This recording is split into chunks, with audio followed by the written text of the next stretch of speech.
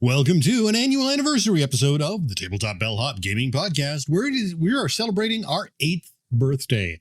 Our first ever episode was July 26th, 2018. Long way from drinking age, but here we are, 8 years later, still going strong. So tonight we're going to be answering a few questions we got that are specifically about the podcast itself and podcasting in general. And I thought it'd be kind of cool to group them all together since we're now in 8 years of podcasting, so we must be doing something right. We'll also be answering questions from the chat room, so we'll be checking in with our lobby here on Twitch. Now, after that, we're going to catch you up on what we've been playing, which, again, is a whole bunch of First Thoughts reviews. You'd think we went to a con recently. That includes the Mire, Lairs, Vivo, and Looney Tunes Hunting Wabbits. Are we doing something right, or is it just pig-headed stubbornness? That might be something right.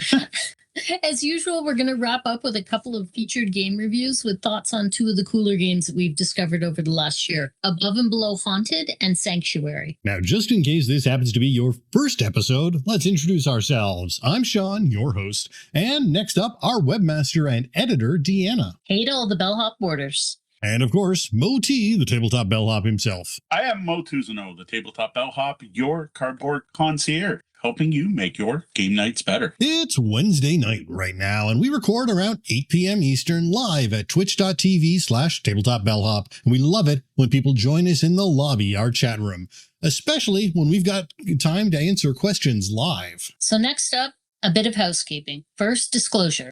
Wherever you're watching or listening to this, any links you see are most likely going to be affiliate links. Whenever you use one of our affiliate links, it costs you nothing extra and does help to support the show. Speaking of supporting the show, I'd like to point out that this episode exists in part thanks to our awesome Patreon patrons. If you'd like to join that crew, you can do so at patreon.com/tabletopbellhop.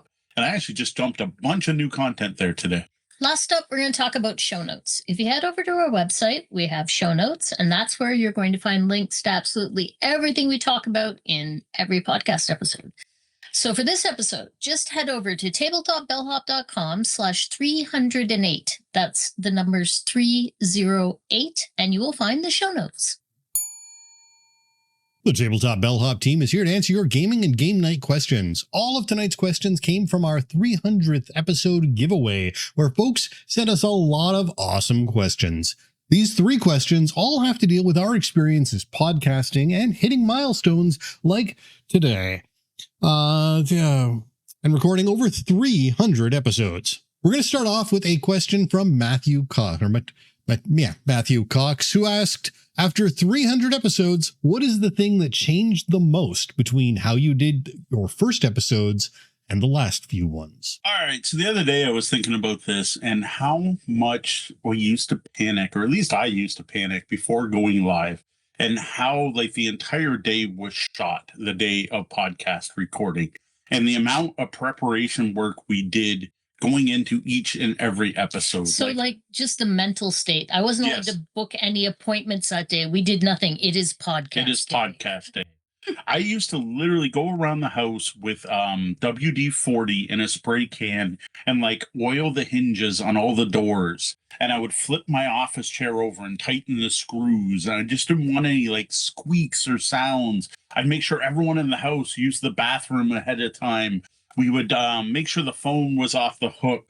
And we used to have some software that we use. Now I don't remember what it was called. No, it was a Trello board I'd set up. Okay. But one of the things I had put in the Trello board was this very detailed checklist for going live to make sure you turned on Audacity, to make sure you did all the steps, right? Because it was still new. And I can't even remember what all the steps are now, because like now we just do it. Like I can't even imagine there being a 12-point list now, because what are the 12 things I did to go live today? I'm sure I must have done them, because here we are. And the other thing is I used to always go for a walk, literally down to the river by the waterfront and just sit and chill before going live because I was so nervous. So yeah, the biggest change is tonight's not a good example, but often like I'll get down here 2 minutes before 8 and rush and plug some things in and call Sean and then quickly adjust my video once we're live to make sure I don't look terrible. So yeah, that has changed quite a bit over the years. The amount of stress and work going into every single episode. I gotta say, maybe that last minute thing isn't the best, because No. sometimes that's when we find out Yes. it's all not working, and then we're in here going crazy for the first 10 minutes. But yeah. Well, for me, I used to be sitting in the chat room moderating, and now you're stuck with me here on the screen. That's the biggest change. Yeah, that makes perfect sense. For me, it's audio quality. Because this has sort of been my battle the entire time. As a podcast, audio quality is kind of important. Mhm. You can get away with somewhat worse audio on the video if there's video content to distract you from. But for the podcast, it's just audio, and you live and die by the quality of your audio. And while it hasn't always gotten better, we've had a couple of hiccups here and there. In general, yes, audio quality has improved night and day since our early episodes, due to both spending some money here and there, as well as differing technologies that I'm using and different techniques to do things. We can always do better, but it's pretty hard listening to some of our old episodes compared to the new ones. Oh, heck yeah. Like, I was doing some work on the website about a month ago, which involved going back through older episodes and listening to segments. And like, it's so bad. Like, maybe if you're new to the show, don't go back and listen to those guys. Yeah, I kind of hate telling people check out our backlog. Or when we like reference an episode from like the first year or two, we're like, oh yeah, we talked about adventure games back by an episode. Never mind, that's in the double digits. You don't want to listen to any of those. But yes, the other thing that still always shocks me is the work Sean does compared to like what we record here, what I hear on Audacity, what I hear in our bonus audio that we put out for our Patreon patrons, compared to what actually comes out in the audio podcast. And I'm like, every time it comes on. And I know that's all Sean. It's all on him. And I'll sit there. I'm like, man, we don't sound bad at all. I'm actually kind of impressed. I'm like, I am really proud of our audio podcast and how good that sounds. Every once in a while, someone will ask me for tips about podcasting. I'm like, dude, I don't know. I just show up and I talk into a mic, and then Sean magically turns it into a podcast. You want to talk about the website? I'm here for you. But otherwise... And it has changed so much. Like Mo was talking about the time he took, and I never wrote off my day, partially because I have a day job and I couldn't. But I have always, and still to this day, that hasn't changed. At about 7:15, I sit down at the computer. What has changed is I used to use that Trello as well and go through a checklist. I now actually have my Stream Deck set up, so I press a button and it automatically loads everything and puts things onto my screen in the right places. And then I will try to remember to go through and check things, and we don't always remember to turn on all the audio things that Windows has turned off. So some of those get caught, but most of the stuff is ready. And then I usually throw on YouTube Music and chill out with whatever tunes are inspiring me that day until Mo and D join me. Yeah, we're still working on the audio. It's not perfect right now. I bought new mics for the two of us to record next to each other, and it didn't work out as well as we hoped. So that is something. I actually feel our audio quality dropped a bit once we moved the office down here, and we're working on that still. I would say the time. It dropped for like 2 to 3 episodes. I think we're back where we are. I think we're back fine again, though. Yeah. I think that the solution we've got right now, for my ears, is been fine. I'm going to throw this in right now because I think it fits well with what we're talking about. The question in the chat room: has editing gotten easier over the years? That would be for you, Sean. Yes. It has stayed exactly the same for me. It has been just as smooth as day one. Yes, I have to say the number one benefit for me has been the advance of DaVinci Resolve. So DaVinci Resolve, if you don't know, is a video editing software. And it's funny, but because it has become such a robust software over the years, I now do about 90% of all the editing, both video and audio, in DaVinci Resolve. I then export it, bring it into Audacity, do a couple of little minor things, and then do an export. I do the chapters and things like that. But most of the editing is all done within DaVinci now. And the workflow is such that I am often done editing the podcast for both video and audio by about 1:30 a.m. after we finish recording here. So yeah, it's always impressive. We usually get the note before I go to bed. Everything's ready. Yeah. It used to be Thursday night. When we first started recording, by Thursday night, I would be done everything. And now it's like before I go to bed Wednesday, because we always stay up stupid late Wednesday night after the podcast and watch TV. I'll get a message from Sean that'll say, it edited down to 1 hour, 42 minutes. Yes. Yeah, the only thing that takes a little time nowadays is just the rendering out of the video and audio. Sometimes I go to bed before that is done, but I've also woken up and had it have failed. So sometimes I stay up later than I should to wait. So I know Matthew asked for one thing that changed. I think we each had one there, but I want to throw up a couple others. Just our overall quality, not just the audio, just the quality of everything. Like the clarity of our reviews, I think, is a big one.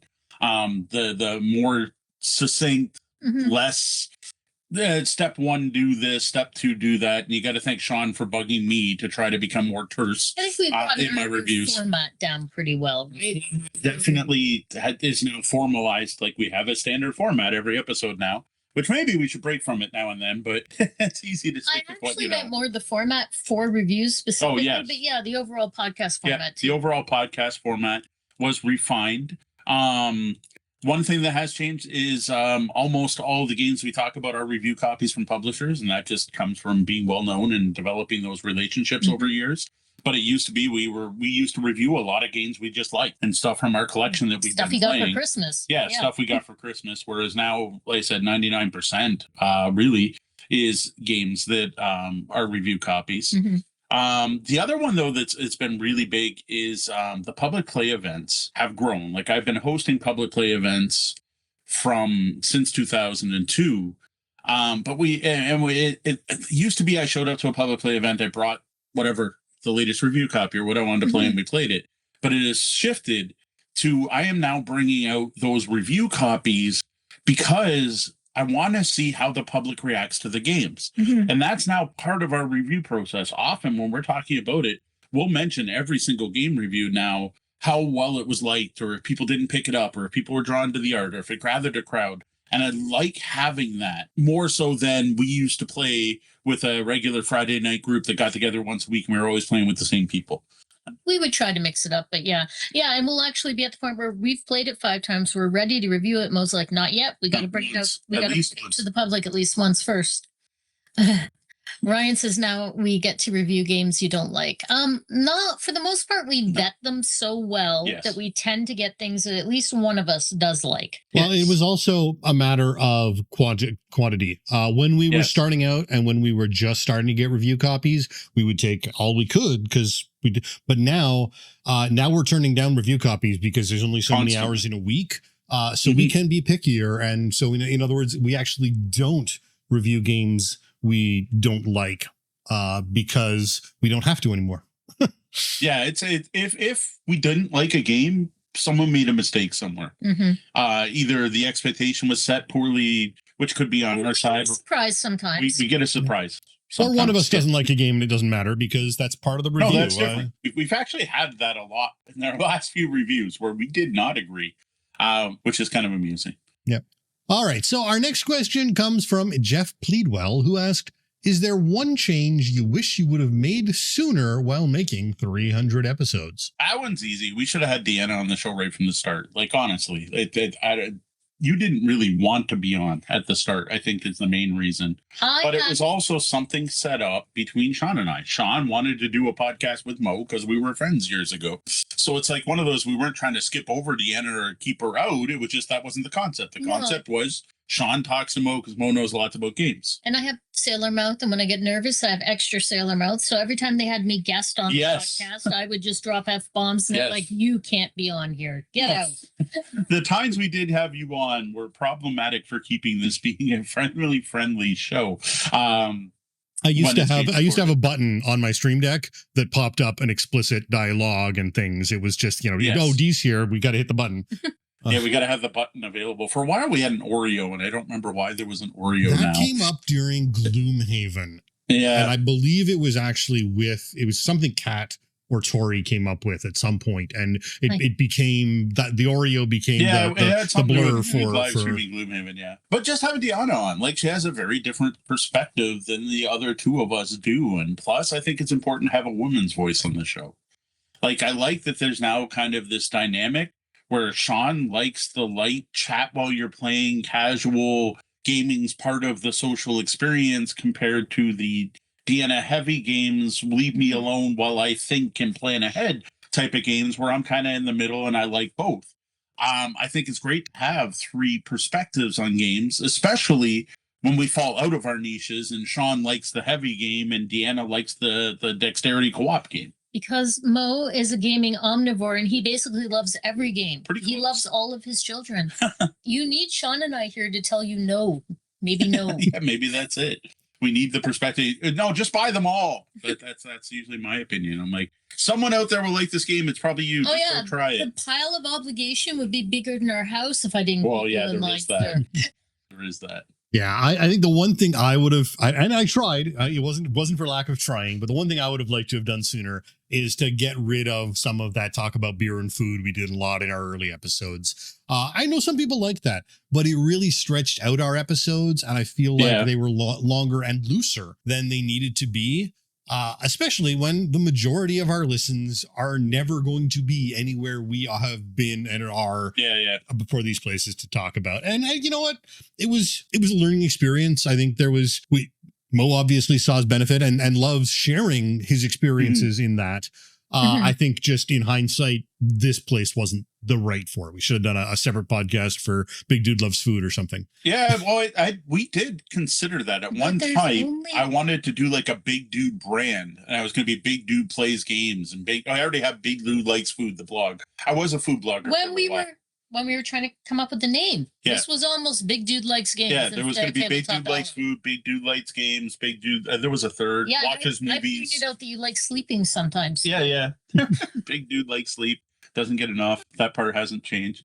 But yeah, the only thing I do wish we when we do tend to throw it in there is at cons, because we have gotten thanked way too many times. So it's from people. It's different if we go to Origins and throw out some food stuff to when you and I go visit Southwestern Ontario for our anniversary. Yes. And we play a lot of games, and that part's we're talking about, but we don't need to talk about 10 places we it used to be here just Monday we went on a trip.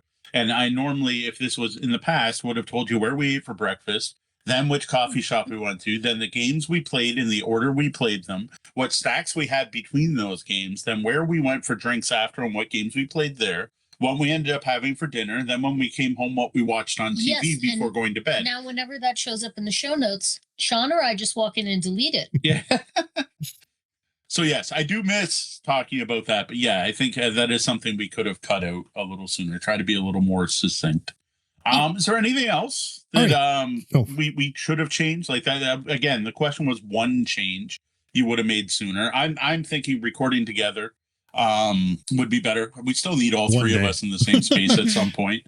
We're getting there. I keep moving closer. I keep edging my way closer and closer to their house, but I refuse to enter it. No. I mean, we've all agreed if we just like win a lottery ticket, we'll get a studio. We'll just buy a studio. There's been a couple local properties up for sale we have actually priced and looked at that were nearby, but it didn't actually work out, or it wasn't affordable, or so on. I don't know. I think that's the biggest one we should have changed earlier, was getting Deanna on the show. What about you? What would you have done earlier? Be on the show? No. Well, I don't mind being on the show. Oh, I'm trying to think. Oh, I would have, like Sean already said, get you to talk less about beer and food and local things a little sooner, because I don't think it appeals to our broader audience. I argued pretty hard for that one. Getting the reviews shorter, I think that was something we probably should have pulled in sooner. I'm not sure. I'm blanking on anything else. All right. I usually think more about the website. So what would you have changed on the website sooner? Oh, getting all of the reviews together in an index like I've been working on sooner.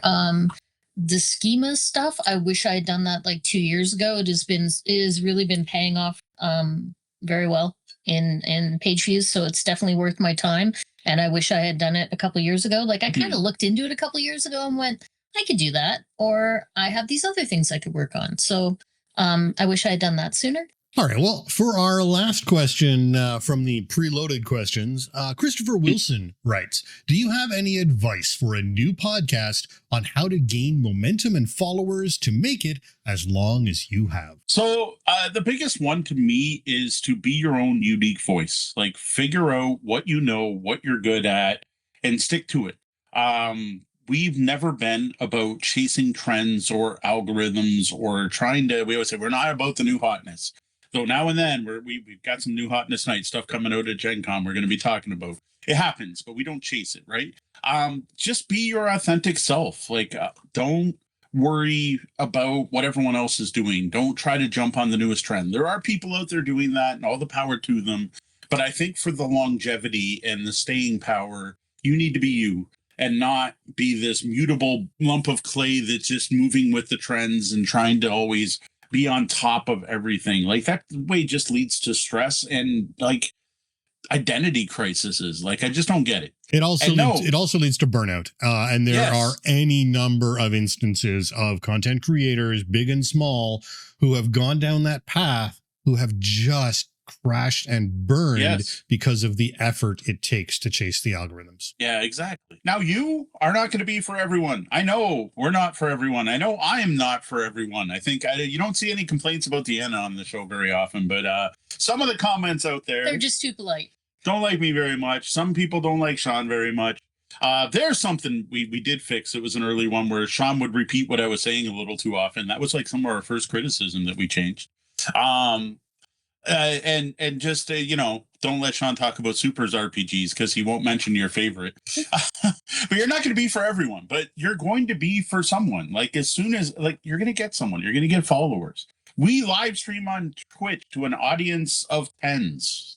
Yes. And I love it because that audience of 10 likes what we do, and we have a great relationship with those fans.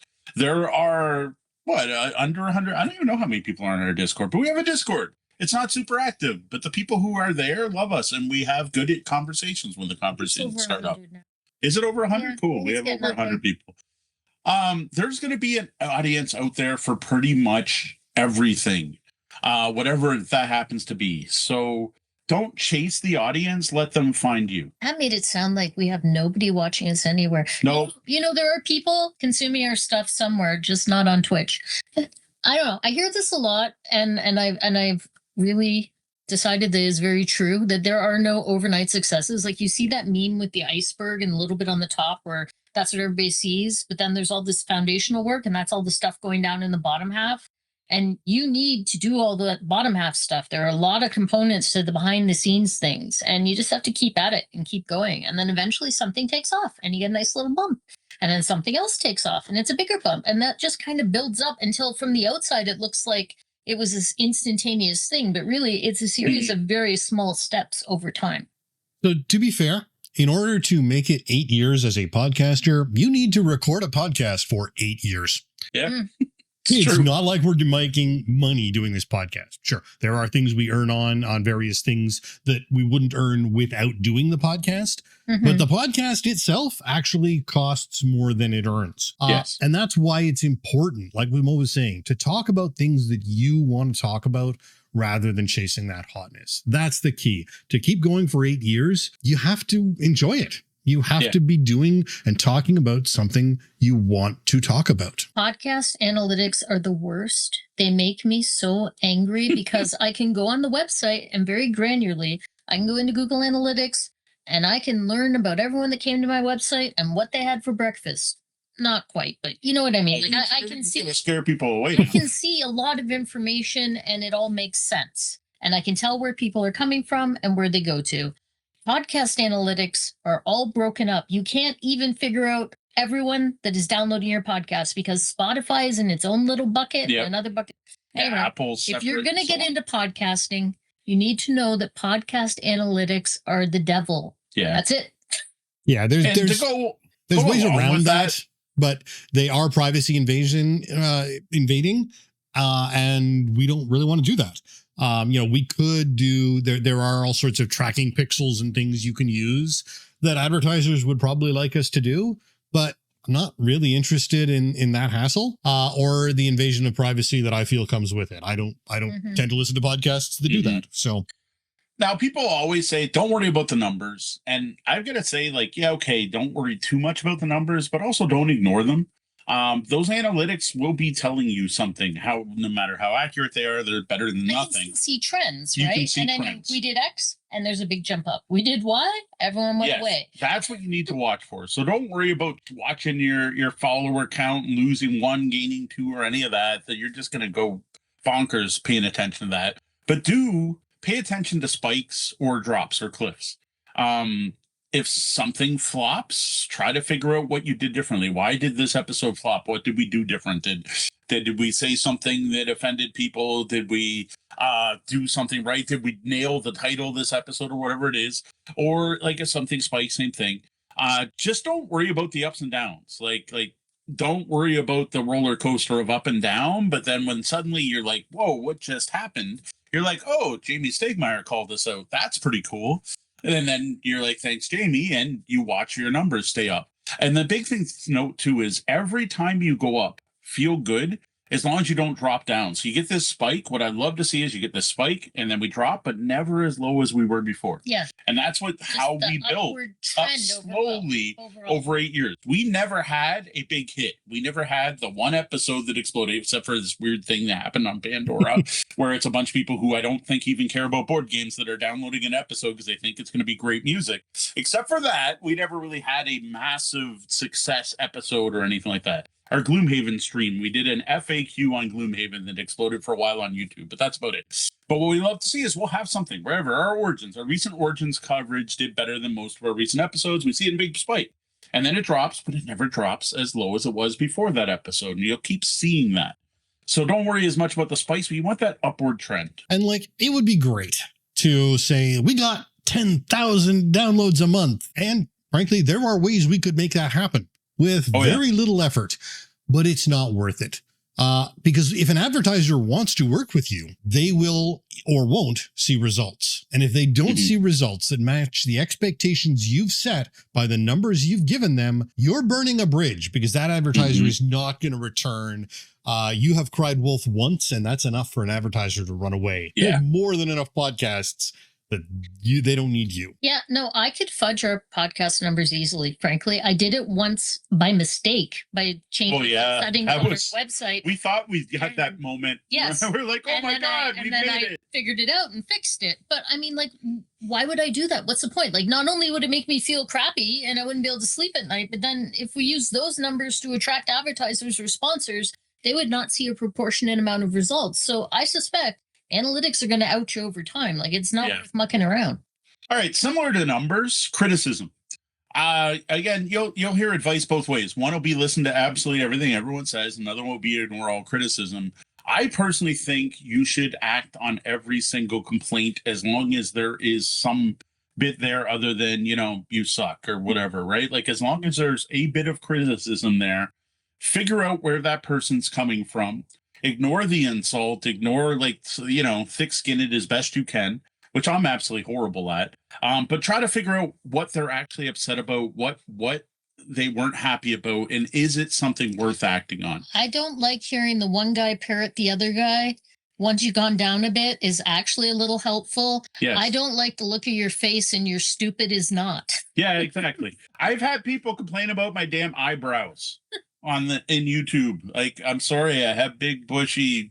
There's some Eastern European Ukrainianness in there. Sorry. Yeah, to be fair, I started shaving them because of the show because people made fun of my eyebrows. So I was speaking to someone on Facebook last week who got a pretty rough, harsh criticism on one of their YouTube videos. And it even trended a little personal at the end. But even a troll, while generally incapable of framing their thoughts intelligently and usefully, often has a reason for saying something. Yeah, exactly. Introspection is important for growth. And sometimes these idiots who are flaming you are the ones who get you to look at things, not because their hate and anger is of any value whatsoever, but because it might indicate that while they are raging about something, there might be some little minor tweak you could do that might improve the way you feel about how things are going. It just, something about your methods or your content that might need a tweak.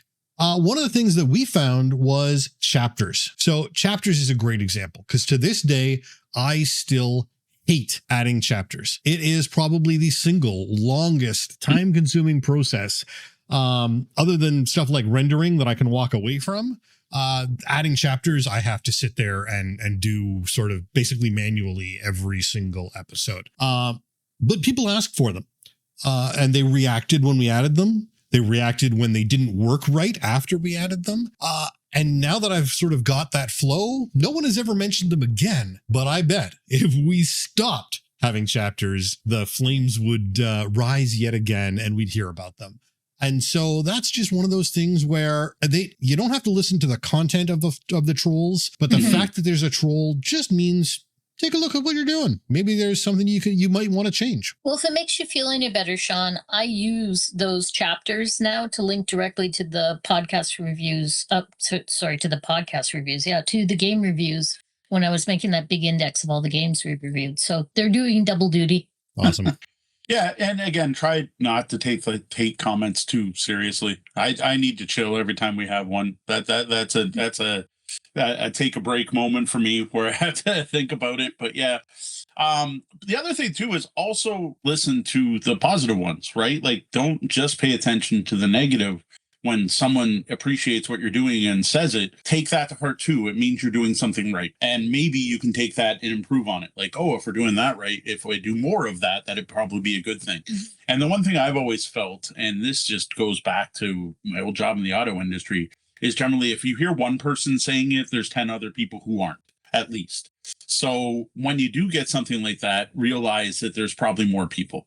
Right. Unless it's an extreme case. If someone is complaining about something like, hey, there's no chapters on your podcast, there's probably a whole bunch of other people who also wish there were chapters on the podcast. Your bells are too loud. Or your bells are too loud. Right. If one person's saying, hey, your bells are a pitch that really is annoying to me and I hate them. Well, it's time to turn down the bells because multiple people probably aren't saying anything about the bells. Yeah, I no one has complained about the bells in a while, and I haven't. I've been doing the exact same thing with our bells audio in the audio processing for years now. So I guess it's working, or people have just learned how to skip it. I don't know. Or they've all left. Or everyone who hated the bells like the bells have left. All right, another tip.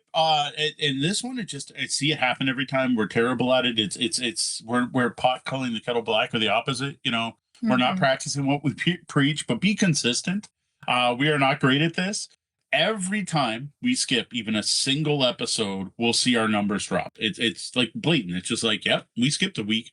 If we miss 2, it's significant. If we skip a month, it's like, man, I feel like we have to rebuild our audience from scratch. No, that's not true. One we can do. We can get away with one. Yeah. But anything over that, anything over 1 week, we see a dramatic drop in our listens. And I feel like we have to build it back up.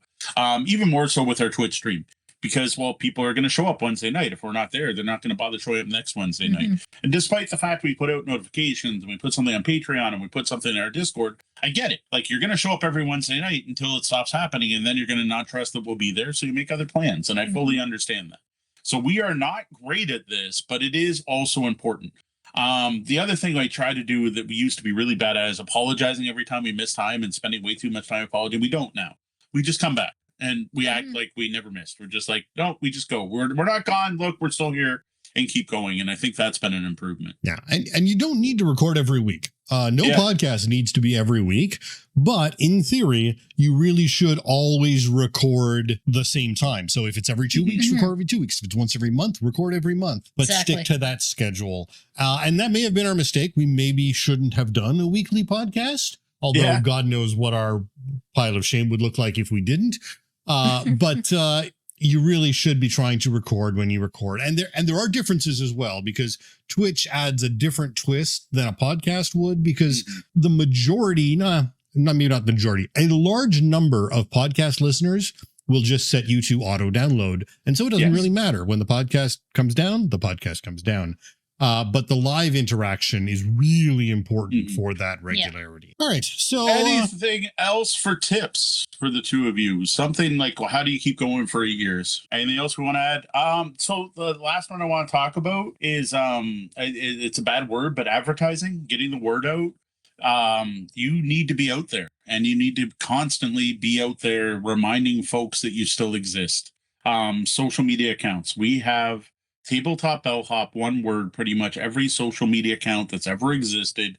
And some of those sites, all I do is once a week, I go on and say, hey, we're going live tonight. And that's the only thing you'll ever see me post, but I'm still out there posting it. And I know some of this is chasing the algorithm, which we kind of poo-pooed earlier. You do need to tell people. But you have to tell people. It's not a matter of if you build it, they will come. They need to know you exist. Yes.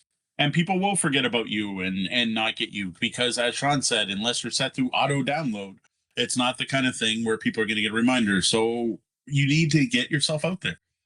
Some of that is work Sean did to make sure that our podcast is on every possible podcatcher as possible, that we have an RSS feed that people can download and that we're easily able to be found. Yeah, that's all one-time setup. It's one-time thing. Which I remember it's something probably we should do again is look and see if there's new places we can be added now because it's been a while. I did that a while ago. Okay, see, but it's probably been a year and a half at this point. You need to get the word out. Yeah. Like it's self-promotion. I know it's not always fun, but self-promotion is important. Remind people you're there. Have a way for your fans to know when you're going live. Have a source. Have a Patreon. Have a Discord. Have whatever Facebook group, wherever it is you want to do it. Have a way to tell the people who care that you're going live. Of course, the best is if people, subscribe and turn on notifications. That's always awesome, which is why so many podcasters, well, or especially YouTube, it's always like click the bell, subscribe, hit the notifications. They keep reminding you that so you get that notification. I'm thinking at this point with our format, we can't go to bi-weekly because our podcast would be 6 hours long. Yes, we would be longer than the Secret Cabal. Because of the number of reviews we'd have to fit in and the Bellhop's tabletop, it would just be like a week's worth of... Pretty much. Yeah. So some questions from the lobby. Ryan asks, will you ever try a live from pick a convention podcast or live stream? So we tried it, not at a convention, but all it was we were staying at a local bed and breakfast and we were cracking open packs for a collectible game. Mm-hmm. And I wanted to live stream the opening of these packs and it was terrible. Now, I realize it's been a few years and the technology's gotten better and more places have better Wi-Fi, but it's that inconsistency of signal strength, which I shouldn't be saying anything as our podcast has caught out twice tonight. But it's that being able to actually successfully stream from a convention, and especially our experiences at conventions, I can't even get Wi-Fi most of the time, right? Let alone a solid connection to be able to stream. Once you're at Origins and half the planet is trying to get on the internet, it's not happening.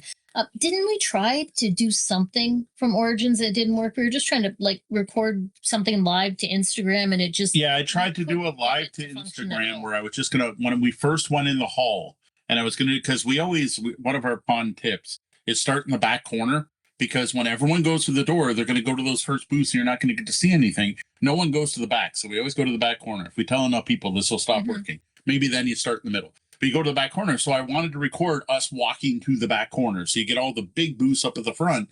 And I thought it was live, but it didn't go through at all. The other thing at conventions, I did do a live recording with Brian from Brains on Games at Breakout. And that worked pretty well.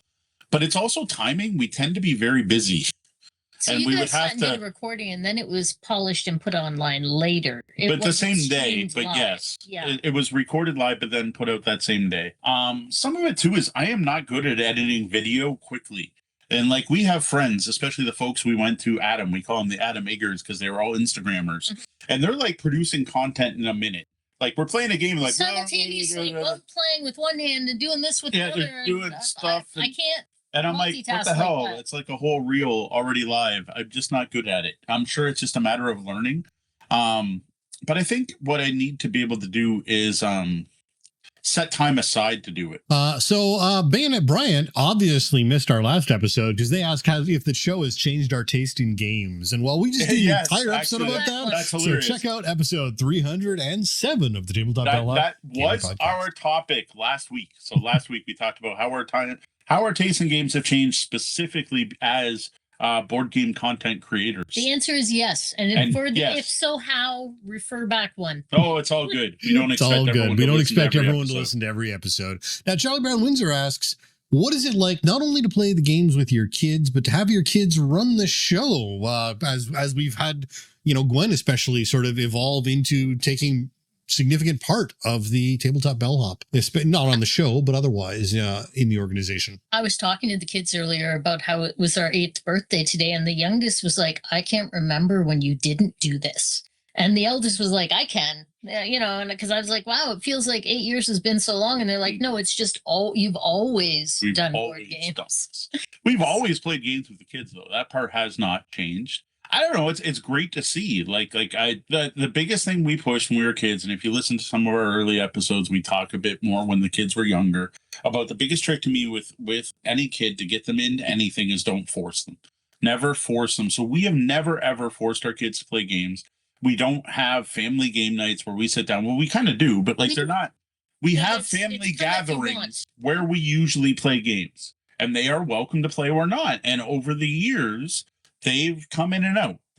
Gwen has been pretty consistent. Usually wants to play games. Rex in particular is honestly like day by day basis if they want to play games or not. And that led them to enjoy games because they do it on their own terms. And I think that's important for most things for kids is realize that kids can make decisions on their own and give them agency. And we gave them that agency, and it's awesome because they turned out to both be gamers and geeks, and they love a lot of sci-fi and fantasy, and they both want to get into the classics. And like they ended up liking everything mom and dad did, which I know was kind of strange. And I'm still waiting for like the ball to drop where they hate us and decide they're going to get into sports. And Don't curse us. sports, and I don't even know. It's great. I love playing games with their kids. Yeah. And the way Gwen can go out to our public play events and teach people, I've been very proud of her for that, because that is something I would not have been able to do. She's been doing that for a couple of years, like since she was 16. Showing up and teaching tablefuls of adults games. I'm like, first off, she's better at it than I am. So I'm like, go to. Yeah, we get a lot of people come up to like, no, can your daughter teach us? So Gwen definitely does a great job. And I said, it's great to see.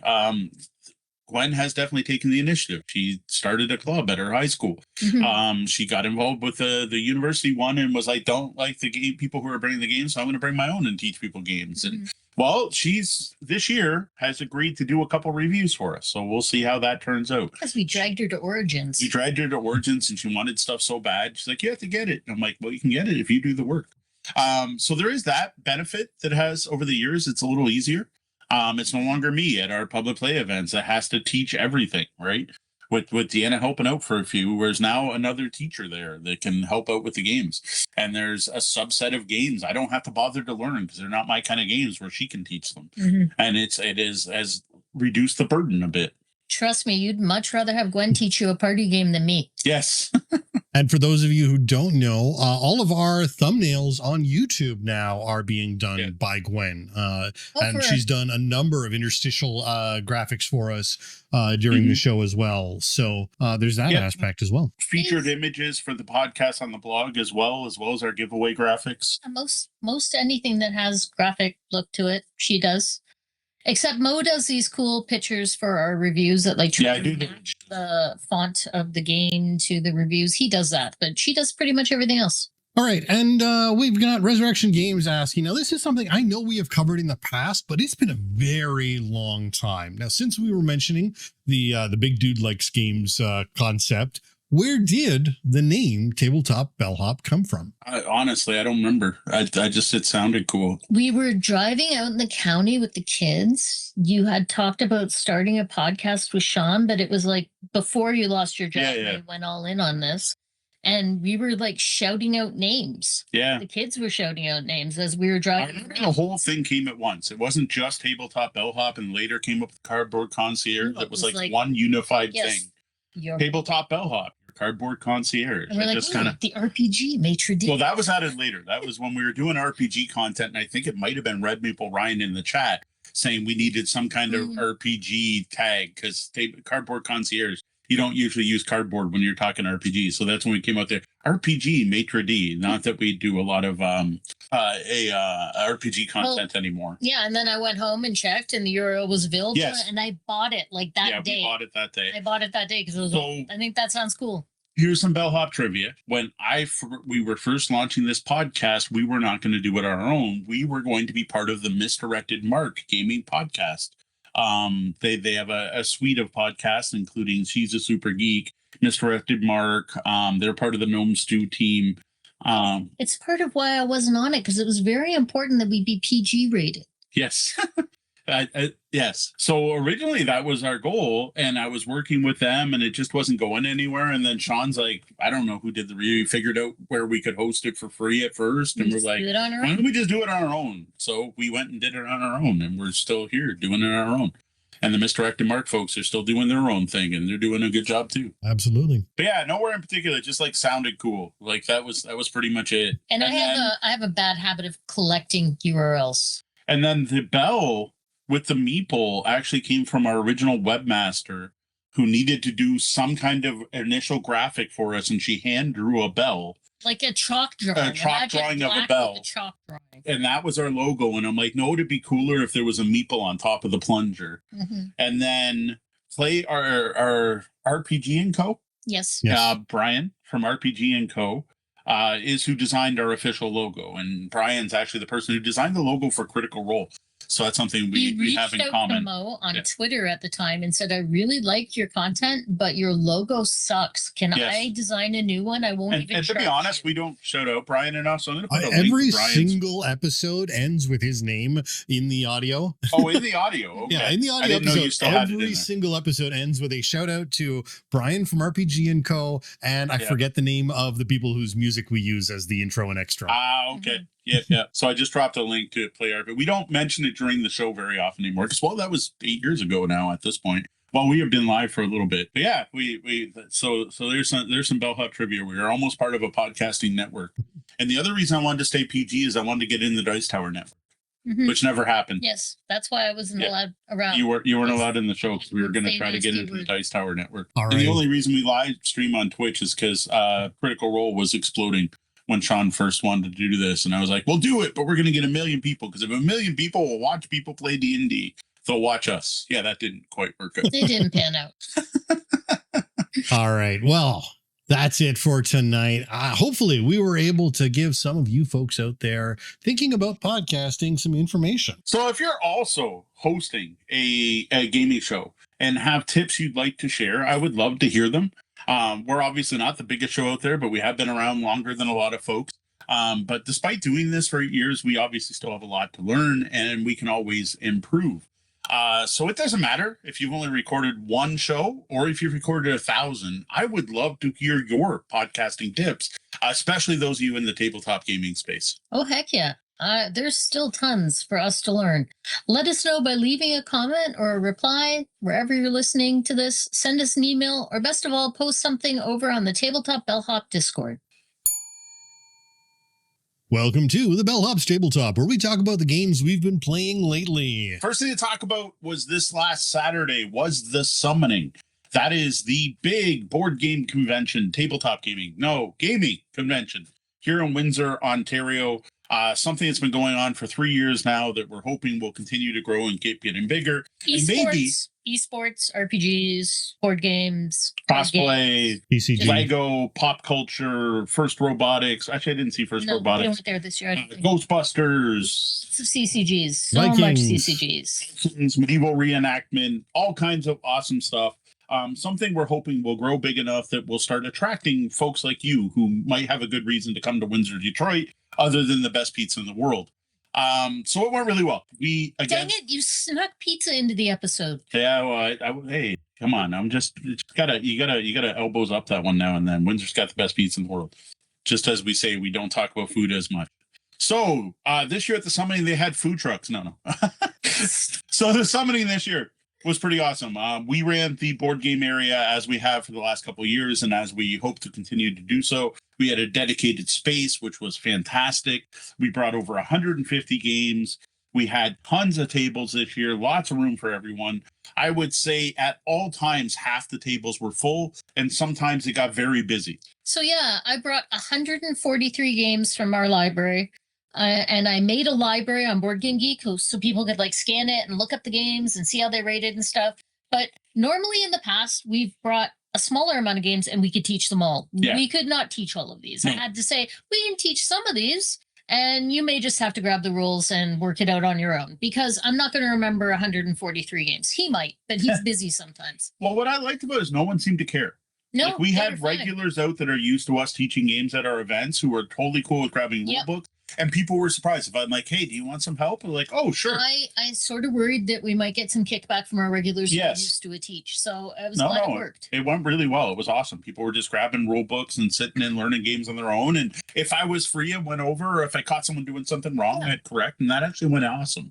And then we had 18 games that were play to win. Yep. And I was happy because most of the my goal, I would have called it success if every play to win game had gotten played. Yeah. We had 2 that didn't get played. Yeah. So I only got to give away 16 out of 18 games, and the rest will get given away at a public play event. But I'm like so close. We almost got every game played, but some of those games were played a lot. Yes. Holy cow, yes. It was also awesome because George from Outset Media Game, we mentioned him before, came down and kind of set up a booth in our area. And I want that next year. One of my goals next year is to have more publishers in that room. Because George was teaching their games, and some of the games were donated by them as a play to win. And man, George must be so sick of teaching Cat Earth at this point.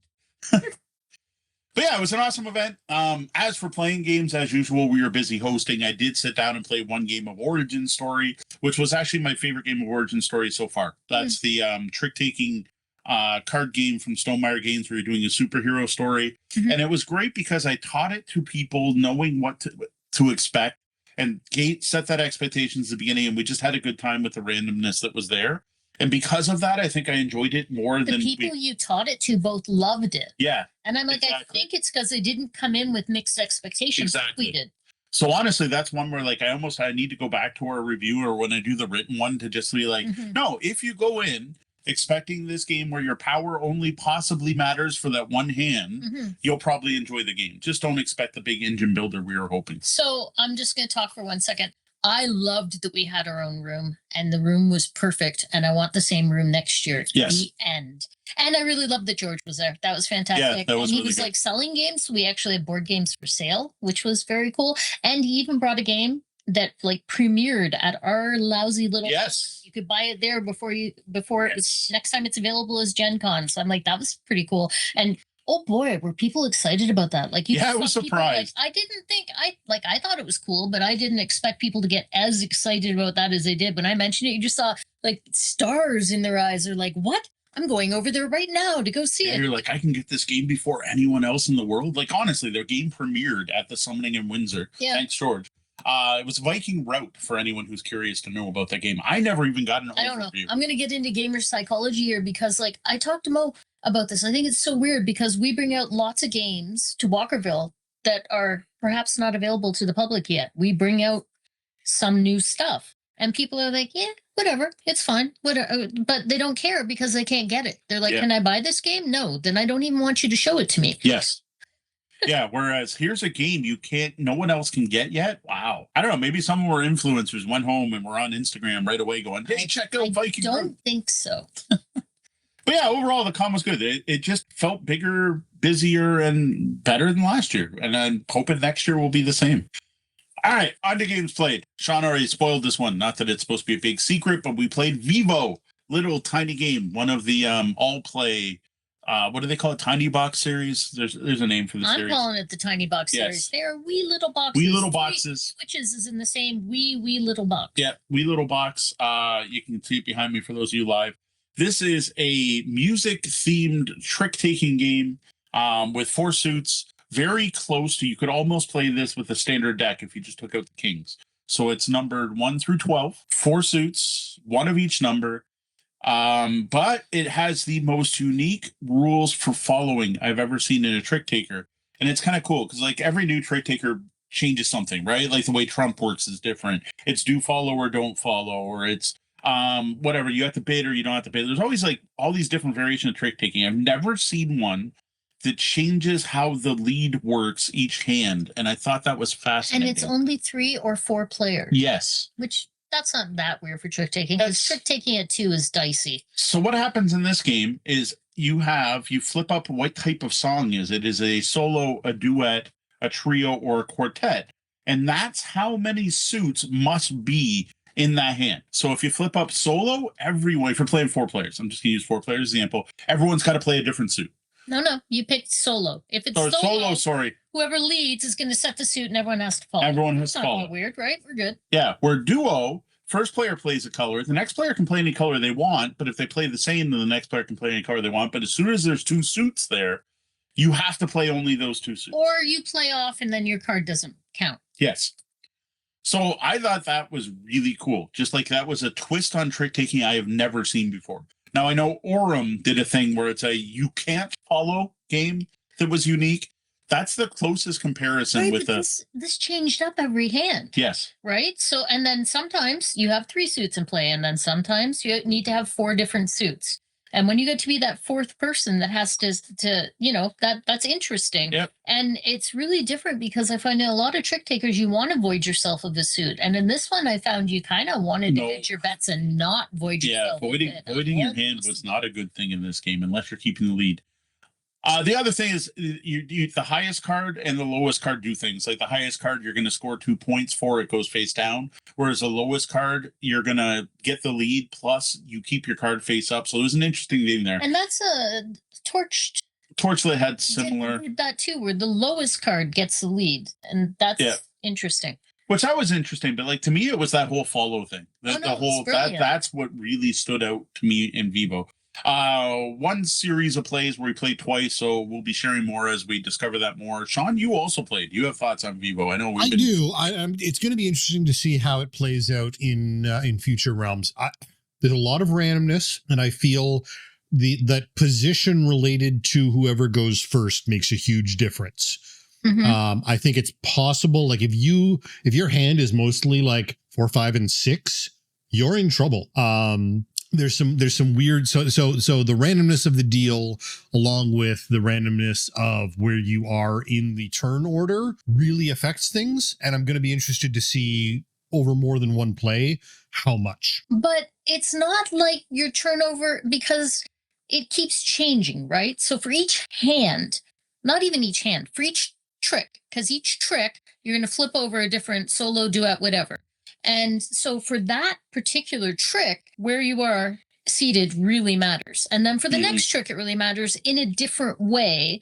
So it's not like the person that has the lead at the beginning of the game and where you're situated compared to them sets your tone for the whole hand. No, it changes. It's all random. Like that's the thing. Right. It's that randomness of of your hand and randomness of where you're sitting every single round or hand. And you just constantly adapting to it. So to me, that made it feel much more light and less deeply strategic, and therefore it's more of a beer and pretzel game. Like this is a pints game to me. Yep.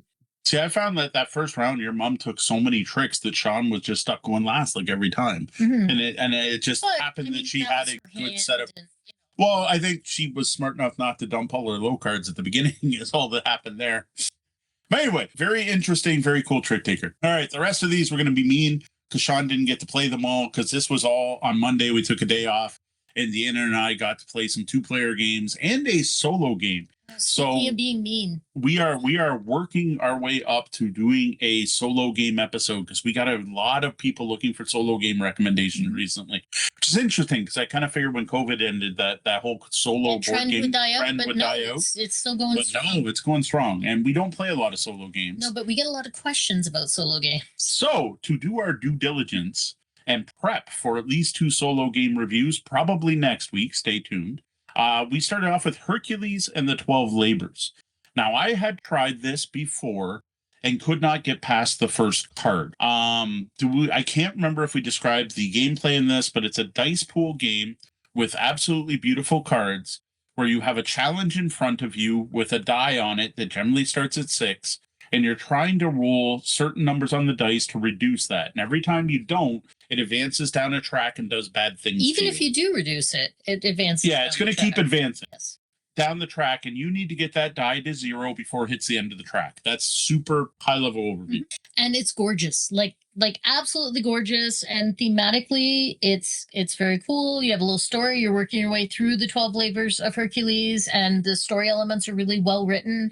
And they have these cards for the labors that are like multi-panel cards, not for all of them, but for several of the labors, you have these multi-panel cards that you lay out to form one cohesive image. It's just absolute, like visually, this game is stunning. And my feelings on it is Mo sat down and showed it to me, and he played, and I don't know, you got into like maybe the third labor and second. But you got through that first one really fast. Yes. And it seemed very luck of the draw. But it also turned out he was playing on hero mode because he only had 4 dice. and I am merely a human. So when I played on human. But to be fair, the setup rules say take 4 dice. Yes, and then which is the heroic mode. And there's a little chart there that explains which Envyborn should have had the default setup be human. Human, hero, god. Yeah. And they're like, we don't recommend god mode, but if you want to try it, here's the rules for god mode and maybe take this card out. But anyway, I'm a mere human, so I had 5 dice. And the thing is, you roll the dice and there's like only one way that you could possibly play them. There's one way you could play, like, that's it. You're like, I'm going to roll this die and this is going to happen. And it all just, like, I'm just rolling the dice and I'm placing them for that first labor. Even you have one way to modify it. You can modify one die up or down by 1. Sure, but it's like you're going to do the smart thing and you're going to pass or you're not going to pass. Like, every roll on that felt determined. It did not feel like, it felt like zero player agency, really. Like, I was just moving the dice that the game directed me to move through these steps. And then you get to the second one and you got a little bit, now you got 2 choices, and it still felt like I'm just doing the steps. But if you beat it and you get to the 3rd labor and from there, you have more and more choices. And now it's interesting. Yeah. And you also get to where I said those multi-card panels where you get to pick one reward or another, because you get a reward after each labor. And those rewards are what opens up more options for you. So I really kind of got into it. And Mo was sitting there reading a rule book, and I'm playing this game. And I'm playing this game, and I'm playing this game. And he goes, if you want to stop, we can, and we can play something else. And I was like, no, it's okay. I'm not minding it. It got better. And I'm playing the game, and I'm playing the game. And they goes, okay. Well, you finished and then chose to restart. Well, I did. I died at the 6th. Like, I failed at the 6th task. And you told me there was a way to restart from the 6th task. And I went, oh, cool. I'll try that out. And I just kept going. And then you're like, you don't have to keep playing if you don't want to. You can stop here. And I was like, no, it's okay.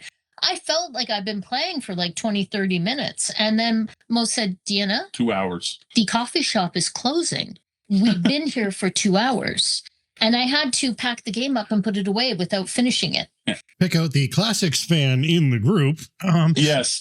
Can I ask? I'm seeing comments about people who everyone loves the art and the component quality. Yeah. No matter, even the people who hate the game love the art and component quality. Gorgeous. Eamon Anderson, right there. They are discussing. No, he's the art director, not the artist. A number of people are complaining about the mood cards kind of being buzzkills. Oh yeah.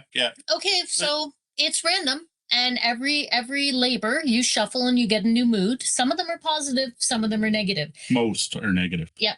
And they definitely make it harder or impossible. And they can literally make it impossible. But the game also does give you that way to just reset from a labor, so you don't have to start over at number 1. So and it kind of feels like doing multi-runs on Hades. Yeah, it's kind of got that feel.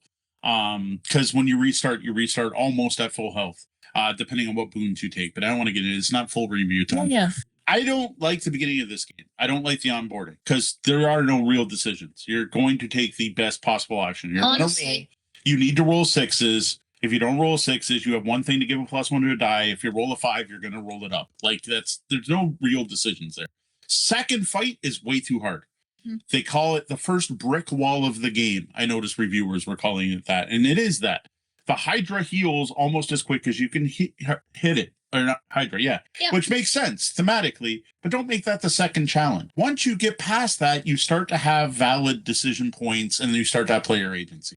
And I'm like, maybe they gave you the first ones to be able to teach you the rules, but those first 2 challenges should have been dead easy and taught me the rules in a way that like 50% of the time, I'm going to be able to at least use a die and do a thing. And I hated the intro to this game. Like, I love the concept of it, and it seemed great. And all the demos I had played before sitting down to play the game showed me a later one that's like, when you defeat this, you can get these choices. And I'm like, the first 3 challenges, you have no choice. Just skip ahead and start at labor 4. Just start at labor 4 and it'd be a better game. So I was a little disappointed with that. Like, I love Envyborn and I like their games, but I think they failed at the onboarding on this one.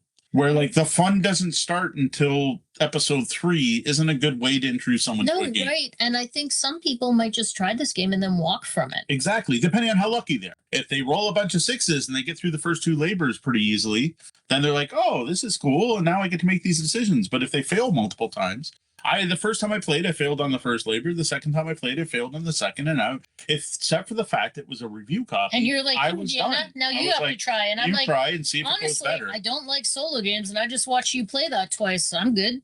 Again, if it hadn't been a review copy, but then I got sucked in for 2 hours. You got sucked in for 2 hours. So like I can see the games there. And like next time I play, I'm definitely, I guess this is the tip for this game, is do the restart thing. Like no reason to start at the beginning every time.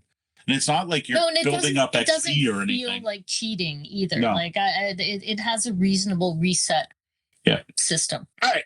Next, the Mire. This one you could tell a little bit more about because you're the one that picked this out. Well, I saw it at Gamma Expo. It was at one of the tables for the Horizon Fellows people. I think it's Water Bear Workshop. Yep. I always want to pick like a couple Horizon Fellows, and I was like, this is a game. This is like a completed game, not a prototype. And I'm like, and it looks good. They gave me a demo, and I'm like, that looks neat.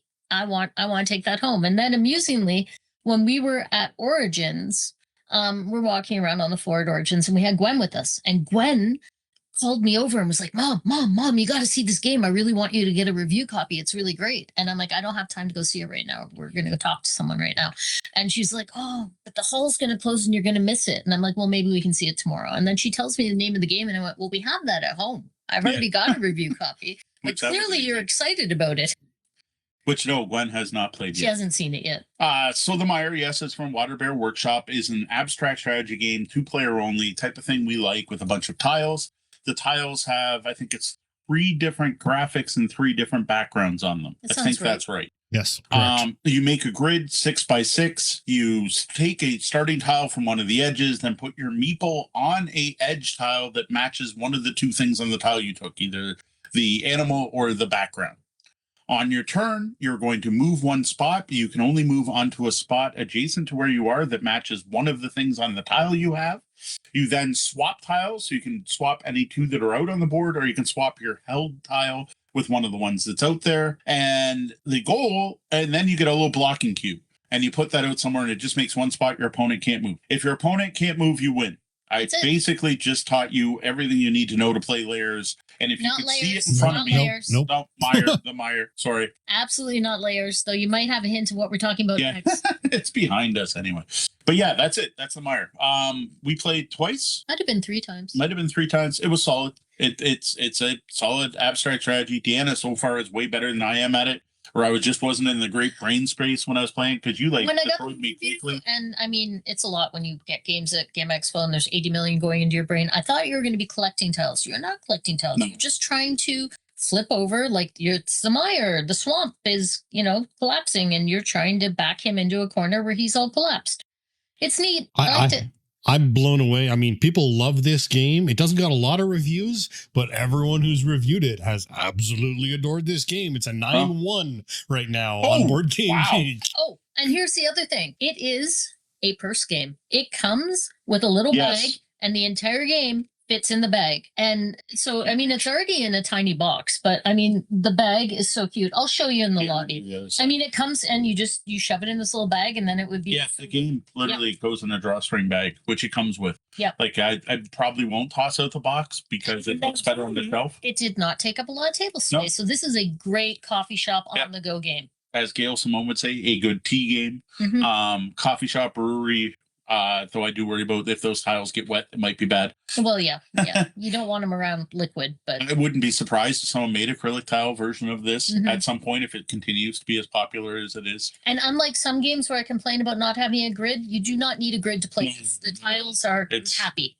You set it up like you set up hey, that's my fish, right? Like you just put all the tiles out and then make sure they're in columns and rows with enough room to pick them up. Solid 2-player game. Next, kid table board game. We've actually had a copy of this for a while. It took us a bit to get to it. It is Lairs. If anyone listens to our Origins coverage from last year, and you get to hear about the coffee incident, this was the game we were playing. It was actually Origins 2024. Oh, 2024, so that long ago. And the coffee incident, this is the game we were playing when Deanna's coffee mug exploded everywhere. So we've seen this evolve over the years, and it's always cool to see a game go from prototype to production. And it is really interesting dungeon building game with really awesome components. So it is a 2-player only game where each player has a screen, which oddly doesn't fit the board, which I don't understand. If you just put it up on the edge of your dungeon, but it seems odd to me that it doesn't fold around your board. It doesn't fold around your board. I don't know why. It's an odd design choice.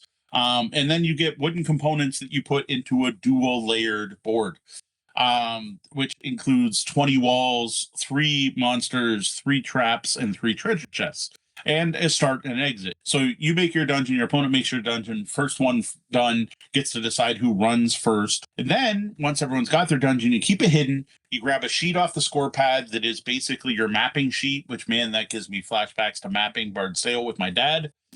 So that gives me a nice, good feeling. And then you're going to use this cube-based action selection system to explore your opponent's dungeon, which is like we use 1 cube to move, use 2 cubes to sneak, you can peer ahead. There's like an agility die that lets you move multiple spots and so on. Not a full review. The goal is you have to defeat either 3 monsters and escape, collect 3 chests and escape, or 2 monsters and 2 chests and escape. The treasure is done randomly with a mix of drawing a card from a deck and face-up treasures, and the treasures combo. So you're doing like set collection. Like every statue you collect is worth 5 points per other statue you have, that kind of thing. But there's an interesting thing there where you're only going to score up to 4 treasures, and then the rest are worth less. They're face down. Yeah. You pick your best set. Very cool. Exactly what I thought the game was going to play like. I really enjoyed it. The problem is it feels like an incomplete product because you get 1 monster and 1 trap and that's it. Yet the rule book talks about arcane monsters and mechanical monsters and natural monsters and different trap types and other types of action cubes. And your screen has all this blank space that's shiny. Well, that's put stickers on it. And none of that is in this base game box. Okay, I will say, having not read the rule book, I was not grumpy about this. It felt like Mo showed me a game and I played the game and it's all happy. And he's like, but aren't those blank spaces ticking you off? And I'm like, no. Okay. So this is a known issue. People have complained about this so much so that the game now comes with the first expansion when you purchase it. We get it though. If I'd read the rule book, I probably would have been annoyed, but I hadn't. So and just like going back to when we played the demo, this is exactly what we played in the prototype. Exactly. And then had him go, and then there's a box where you get more monsters and more traps. I didn't get any of that out of this box. Right. So I think this is a great, cool kids game that has awesome potential. But I want that potential in the base game box, at least some. Like, even worse, it's not even just like you only get 1 monster, but the monster has a spot on it that's supposed to be the reward. Well, the monster gives you no reward. So there's like this box with nothing in it for no reason. And then like the trap has all this space for additional stuff and there's nothing there. And it feels like an incomplete product. It is the basic entry family level version, and that makes sense for kids' table board games. Yes. But to me, you should have just... I understand why they chose to now parcel it with the expansion, and it probably should have come like that all along. Or they should have put out an intro box set that didn't have spots for the stickers with the screen, that bigger text with the stuff that did come in the box. And like an ooze card that just had the damage it does, because that's all it actually does in this version. I know, I'm frustrated by this product. But we played it, and it played just like I wanted it to. Like, it was as expected, and I super enjoyed it. And there's also the Kickstarter edition content, because there's other content that isn't in the first 2 expansions that you can't get unless you jumped in the Kickstarter. Yeah, and we actually have the second expansion, not realizing you need the other one to use it. You can't use the second expansion without the first expansion. Yeah, which I can't even remember the names. At the moment. But I do have to say, it was fun. I enjoyed the game we have. I had fun with the game. It just the frustration. I have the exact same complaint about what's it called? The deck builder I really like. Core Worlds. Core Worlds from Stronghold Games, when I got it, said, these icons you will find on all the cards, they don't mean anything. They'll be in a future expansion. And that really ticked you off. And that annoyed me too. So it's the same thing. It's the I don't know. I just roll with that. That doesn't. All right, last gameplay. This one's from Resurrection Games called Looney Tunes Hunting Wabbits. They sent us home with a copy from Origins. Thank you, Resurrection. This is, I would almost call it a love letter style game that we played 2-player, and it's obviously designed for more. Well, it worked 2-player. This is a game I want to play with a large group. And actually, I was disappointed when I saw it only played 5 players. Like, I think I want to play with like 6 or 8 players. Yeah, right, to the point that I was wondering if I could mash 2 decks together and play up to 10. So what would stop you from doing that? I don't think there is anything. Right? I think it would work. So this is a dedicated deck card game where everyone's going to get the exact same set of cards. I don't remember. It's 1 to 13, but 12. It's 1 to something. 1 to 12. 1 to 12, and each is a different Looney Tunes character. I do remember Bugs Bunny is the highest, and I think Yosemite Sam was the lowest. And what happens is you get your deck, you shuffle, you draw 3 cards. You're going to take one of those cards, put it face down on the table. Then you're going to go through the list of characters that actually starts with Lola Bunny, who's a 6, but that's because their ability negates other things. Mm-hmm. And then you're going to go, who has Sam, who has Yosemite, who has whatever. And you're just going in a specific numeric order that's on a card. And when you get to your number, you reveal it, then you do what's on the card, which is why I said it reminds me of Love Letter. What's on the card is going to mess with things. After you've gone through everyone's cards, whoever has the highest number still in play collects all the cards are worth 1 point each. In addition, if anyone captures Bugs Bunny, you also get this little Bugs Bunny beeple, Bugs beeple. I don't know. Beeple Bunny, Bunnyple. I don't know what you're trying to call these. But they're really cute, actually, this little rabbit token. I was just thinking about the fact there's a lot of rabbit tokens in the box. How many rounds did they expect you to play? I don't know. 10 rounds. 10 rounds, I guess. Okay, 10 rounds. Well, yeah, because you go through the whole. Yeah. Yeah, they're Wabbit tokens. They're really cute. They're well done. Nice wooden silk screen. They look awesome. Those are worth 2 points each. Play 10 rounds, which is it could be less than 10 because there's cards that remove cards from play and stuff. Mm-hmm. But you play until someone can't fill their hand to 3. Whenever that happens to happen, you add up your score, see who wins. That's pretty much it. It's cute. It's funny. There's a rule that I love the wording and I forget what it was. Unless you're lame. Unless you're lame, where you have to call out the catchphrase of whatever card you're playing. And my absolute favorite thing in the entire game is that if you're Wile E. Coyote, there's a card that is a sign that says yipes. And when you play Wile E., you just have to pick and hold that card up. I thought that was amazing as a person who grew up watching Looney Tunes.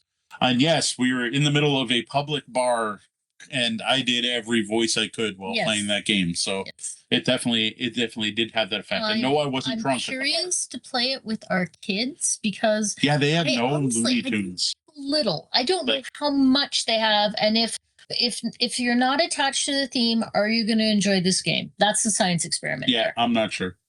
I would like to see this Sunday. It was really fun. It was quick to learn. Again, the real fun is the interaction between the cards, and then trying to predict what your opponents have played and trying to remember what's been played and what hasn't. Yeah, and I mean the card quality was nice. There was a reference card that was decent. I didn't love that there's 3 versions of each card. So there's card text on the card, and then there's an abbreviated reference card version of the card. Well, that makes sense. But then you get into the rule book, and the rule book has a 3rd version of each card. Yeah. So you basically have 3 versions of each card. And the cards themselves do not direct you to collect Wabbits, and they could have just added that on there. Instead, you only see that in the rule book. Yeah, there was information that was in the rule book that wasn't on the reference, it wasn't on the cards, and I thought that was an odd choice. All of the text to me should have been on the card, so you don't need the reference or the rule book because it's all there. It's like you play it once or twice, and it's all going to make sense. It's fine. Yeah. But it's just if those had matched a little better, it would have made more sense from the gate. And even collecting the Wabbit tokens for capturing a Bugs Bunny was just one line in the rule book. Mm-hmm. It wasn't had to go back on any of the summary. Because we're like, wait a sec. Yeah. Something's off. Like, how do you get those? And like, hold on, let me look. Oh, it's whenever you capture. But like then Yosemite Sam specifically calls out that if it's removed from play, that also counts, and you collect one. But that was only in the rule book, right? Yeah. So it's just a matter of like, why do we have different information for each card presented in 3 different places, and it should just be consistent. And I do have to note that while the box says 2 to 5, Board Game Geek listing shows 3 to 5. Well, yeah, I don't argue that. I mean, it was technically playable at 2, but I think the fun, it wasn't there is going to be with people. Yeah, and there's a whole thing where if you play the same card, they just cancel each other out. We didn't even have that happen. Come up, right? Yeah. So what I thought was interesting too was the fact you got a hand. A lot of those games where you're like, here's your 12 cards, you have to use them all. You get to choose from all of them. And I thought it was interesting that there was that random factor. I actually like that. Yeah, no, it does. Because otherwise you're like, I got to pick between all 12 of these. What am I going to pick? All right. Well, I mean, and with two people, it was just too easy to do the card counting thing. With multiple people, it's going to be much harder to remember, is Bug still in play? Is this guy still around? So that would make it much more interesting, I think. All right. Well, that's it for what we've been playing lately. What about you? What games have hit your table? We'd love to hear about everything you've been playing on the Tabletop Bellhop Discord at discord.tabletopbellhop.com. We've reached everyone's favorite part of the party, present time. So since it's our podcast anniversary, we're celebrating the best gifts of all. The best way to do this and the best gift for us is all of you. It's for you to continue to listen and support our show. Honestly, that's all we want for our birthday this year. It's all we want for our birthday every year. It's all we really need. Now, to be fair, if you do want to give us a gift, you can go leave a 5-star review on your podcatcher of choice. That would be awesome. Just a review, period. Any review. It doesn't have to be 5 stars, guys. Or join our Patreon, send us a coffee, all that stuff. But that's not what we're here for. We're not here. We're not looking for gifts for you. We have instead, for our birthday, we want to thank you for being our fans. And to that end, we have teamed up with Resurrection Games to launch a big new giveaway featuring 3 prize packs. All right, well, pack 1 is the family-friendly pack, which includes Scooby-Doo Mystery Masquerade, Looney Tunes Hunting Wabbits, Annie Rolls the Card Game, and Lianu Crossroads. Now, pack 2 is the most strategic pack, featuring the Brave and the Bold Bag Building Combat Game, Superman and Lex Starter Set, Game of Thrones, Masters of Intrigue, Ianu, Mark of the Chosen, and Annie Rolls the Card Game.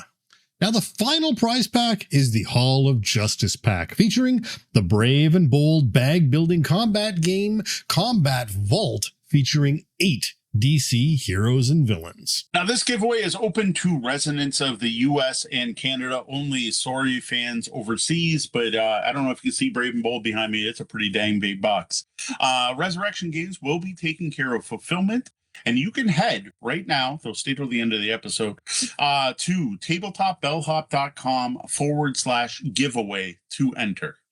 The giveaway starts now. It is live now as of Wednesday, July 22nd, and it's going to run for 3 weeks and will end on August 12th. At the end of the day, August 12th, and I'll draw winners on August 13th. Be on the lookout for ways to earn bonus entries, including being one of our Tabletop Bellhop Patreon patrons at the hotel guest level or higher. The marshlands around your home are getting too busy, too popular. Damn influencers ruining everything. Luckily, there's a place not too far that hasn't been invaded by hipsters yet. Sounds like a great place to settle down, right? Beautiful water, interesting caves to explore. It's idyllic. Except one thing about living in Arzium I never could stomach: all the damn ghosts. Above and Below Haunted is a completely standalone follow-up to Above and Below from Ryan Lockett and his publishing company, Red Raven Games, who we have to thank for providing us with a review copy.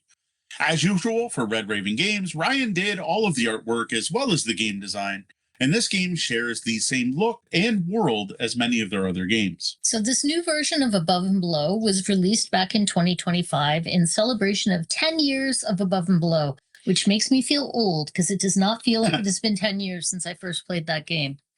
Well, this is a standalone game, and the character tokens are actually compatible between this and the original. Haunted still plays 2 to 4 players, but the games are longer than the original one, lasting 1 to 2 hours. Now, Above and Below Haunted is a direct follow-up to Above and Below and progresses the storyline created in the first game. Gameplay is very similar, but Haunted adds a number of new elements to this mashup of Euro and Which Way style story game. Fans of the original will find things very familiar, but Haunted also is very accessible to new players with no knowledge of the original. Heck, it was a 2026 Origins Award nominee for Best Gateway Game. Now, the component quality in Above and Below Haunted is excellent. There's that distinct Ryan Lockett art style, the thick cardboard boards and tokens, some truly excellent iconography that you won't understand if you don't know the game, but as soon as you're taught the game, just is all there right in front of you and so good at reminding you of what you can do and what to cover things. Great card design, which actually includes the backs. This is one of the quickest games to set up because you just divide all the card backs up and then your piles are ready to go. Rulebook is one of the better ones I've read, and the spiral bound storybook is nice for being able to flip through and rest on a table. Now, two particular standouts I want to call out are the wooden dice with the gold pips. That's a nice touch. They feel nice. They've got a good weight to them.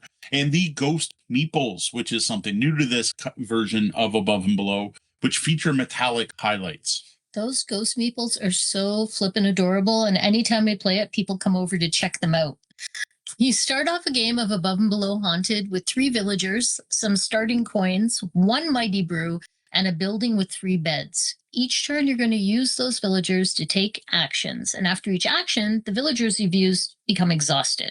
At the end of each round, you're going to get to refresh 1 villager per bed that you have in your village. Now, the most fun action in Above and Below Haunted is to send a team of villagers to explore those caves under the village. You decide how deep you want to delve, picking a card and then rolling to get a passage number, which another player looks up in the storybook and reads out. You then have 1 or more options, many of which will lead to rolling a die for each villager. Depending on the outcome of the dice, you may get rewards, potentially some kind of bonus. This part feels a little too real though. You also have the option to injure your workers for additional successes. No matter what the outcome is, you do take the cave card and place it into your tableau. If you succeed on a deeper dive, you also get a valuable pearl token. Now, rewards from delving and succeeding are extremely varied. You could gain or lose reputation tracked on a separate board. You could get 1 or more of your buildings become haunted by ghosts. You usually get one of the game's 8 resources, and coin rewards are also pretty common. Sometimes you'll need to spend something to get something, and there are a huge number of different interactions that can happen.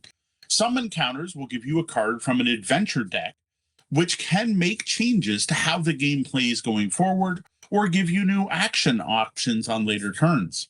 Note, getting to keep the cave card, whether you succeed or not, is on your task is actually a change from the original Above and Below, and one that is greatly appreciated. Yeah, it is a welcome change. To take the build action, you need to use a villager that has the hammer icon, and then you can build any building in the face-up market as long as you have the coins to pay for it.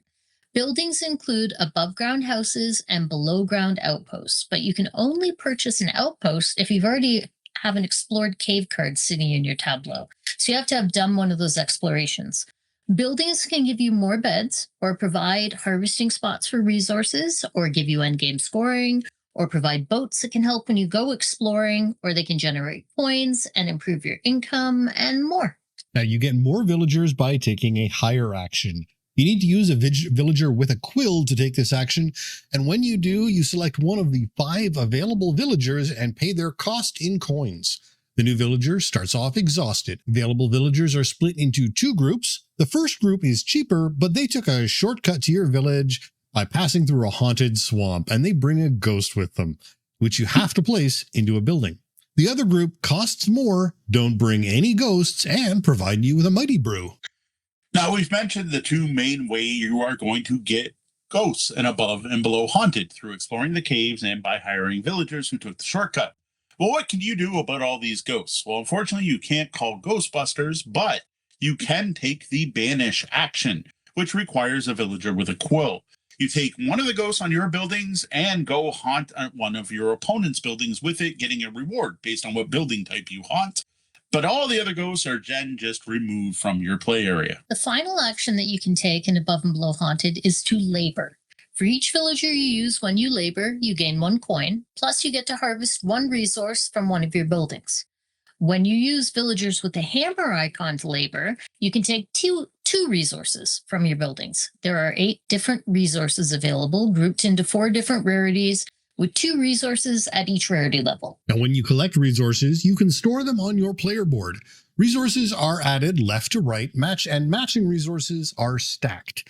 Your resource variety represents the various ingredients your village has learned to cook with, and thus how appealing it is to visit. The more variety you have, the more your income will be, and the higher your endgame score. The first player to collect each type of resource also gets an endgame bonus. In addition to storing resources, you can also put one up for sale for your opponents to buy. I love that that's the end game scoring condition is the variety of food types you can Yes. offer to your villagers. It's amusing and cozy.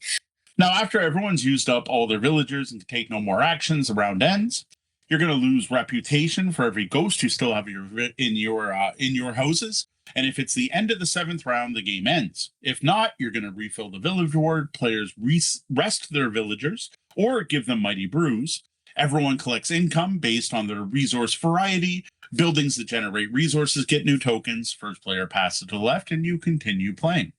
At the end of the game, players score points for every resource they've collected multiplied by its location on the advancement track. The more variety of resources you have, the more points they score. And they also earn a bonus if you were the first to collect any specific resource. And you add up the points shown on your buildings, add any end-game scoring bonuses on the buildings, and then the player with the most points wins. With ties broken by leftover coins, then most villagers and boats, and if you're still tied, then with most buildings built. Now, if playing with less than 4 players, the game recommends one more round for 8 total. You can do that with 4 if you do want a longer game. Now, this, of course, was a pretty high-level overview. We didn't get into the differences between the different villager types, the huge variety of ways to score points based on your buildings, and, of course, the ridiculous number of different paths and interactions in the storybook. There's quite a bit going on in this game, but honestly, it never gets overwhelming. Most turns, you're going to use your villagers with hammers to build something. You may or may not hire a new villager, usually if you have beds or mighty brews, and then you're going to send everyone else to harvest if you have something or explore. The outcome of that, what you get when exploring, will generally drive you into the next round and give you more goals and be able to give you a direction of which way to play.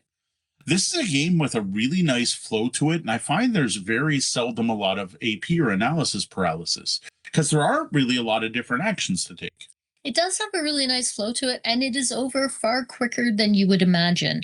I think the biggest surprise to me with this game is when we first got into it, I thought you were really going to build up an engine, and you don't, because it is just 7 or possibly 8 turns. And it's done. And those are short, quick turns, and you are not building some giant engine by the end of the game. One thing I feel we should explicitly state, this isn't just above and below with ghosts. It is not simply a haunted retheme of the original game. Yes, this is basically above and below, improved, refined, with new stuffs added, and overall, I would say better. The biggest improvement is the one we already mentioned, where you don't have to succeed in an exploration to unlock a location to build on. Because exploring, just like in the original, is the most fun part of the game. But in the original, it was often not worth the risk unless you were near guaranteed success. And I find players would hold off on actually exploring and not get to do the fun thing because the risk wasn't worth it. Where here, no matter what, you're going to get that spot to be able to build the better buildings on. And it's just fun. Try, even if you fail. You still get a reward. And the underground buildings do tend to be better. So the game no longer punishes you for doing the fun thing. Exactly. And that just makes the game better, period. And in fact, like we were talking about the other day, you're like, this has replaced above and below the original. We could probably let that copy go. Because we do often have to let something go when we decide to keep a new one. And it's not just that exploration rule change that makes Haunted better. Like there's more ways to score. It's not just about building the largest set of resources and collecting the most of the last set you collect. Now, I mentioned how there's like a similar loop with the way people tend to play and the way they use their workers, but there's no best way or right way to play above and below Haunted. You can technically win this game by never exploring and just building buildings and harvesting resources. But I've also seen someone that all they did was send their people to explore every turn. And we'll admit they didn't win. I don't think you can actually get away with winning that way, but you can get the majority of your points that way. And I think that's fascinating because the one is very deliberate Euro style, build up your resources, where the other one is very high risk, high reward. The exploration, you never know what you're going to get. Because one of the things is you want those different resource types. That's what's important. Have the variety of food to serve to people as part of this game. Well, if every time you explore, you get unlucky and just keep getting rice over and over, you're going to have to diversify. And there is some luck elements to the exploration, but I don't know who wants to win without doing the fun thing. Yes. This is a game where I don't want to play smart. I want to play, let's read the Which Way book. I also like the way the reputation track works, which is something else totally new in this edition. So at the end of the game, you're going to get points for where you are on the track, which could be negative, but you're also scoring it as a majority. So whoever's highest up is going to get more points than whoever's at the bottom. And I love how this track is affected when you're exploring, and you always kind of get that mean choice or that friendly choice, that happy choice. Mm-hmm. And if you do the mean thing, you're probably going to get a better reward, but it's going to hurt your reputation. Whereas if you go down into the caves and are nice to everyone you meet, you're probably going to get a lot of reputation, but maybe not get as much stuff. And I find that just a fun thing to play with. And the ghosts are just sort of fun. And Yeah. I mean, they are negative points and they make your reputation go down, but there are things that give you points for ghosts. So if you collect enough ghosts, that might be worth more than the amount you lost. So there's an interesting balance there too. And use, I don't want to spoil anything, but you come back with game-changing things from the explorations that can make the ghosts interact in different ways too. That is correct. And then there's the Mighty Brews. It sounds funny, Mighty Brew. We talk about Mighty Brews a lot. You get one at the start of the game. Mighty Brews work like beds, except you can use 2 to move a villager right from injured to ready. I love these because it removes that race to collect the beds. Mm-hmm. In the original game, if there were multiple buildings up, you always bought the one with the bed because that meant you can get more workers. It's a worker placement game where you can get more workers. This is a way to refresh your workers. Now there's another way to do that. And there are lots of ways to get Mighty Brews. They're a very common reward.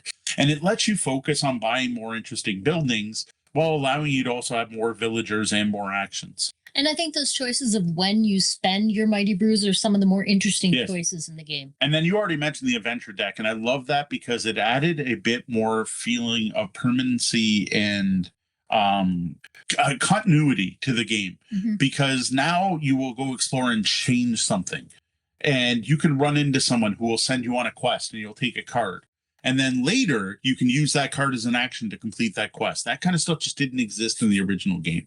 Or you might change one of the game's rules. Deanna's basically already spoiled it. There are multiple cards that may change what the ghosts are doing in the village for better or for worse. It's very vague. I think there's all kinds of things that change from those cards. Yes. And that just makes the game world feel more alive and immersive. You feel like you're interacting with something, and that's the fun part. Now, the other thing to realize, like we're talking about all these new additions, that doesn't make the game heavy.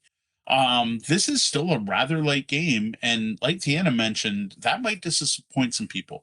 When you first look at this, it looks like an engine builder. You have workers, you have ways to get more workers. There's 8 different resources.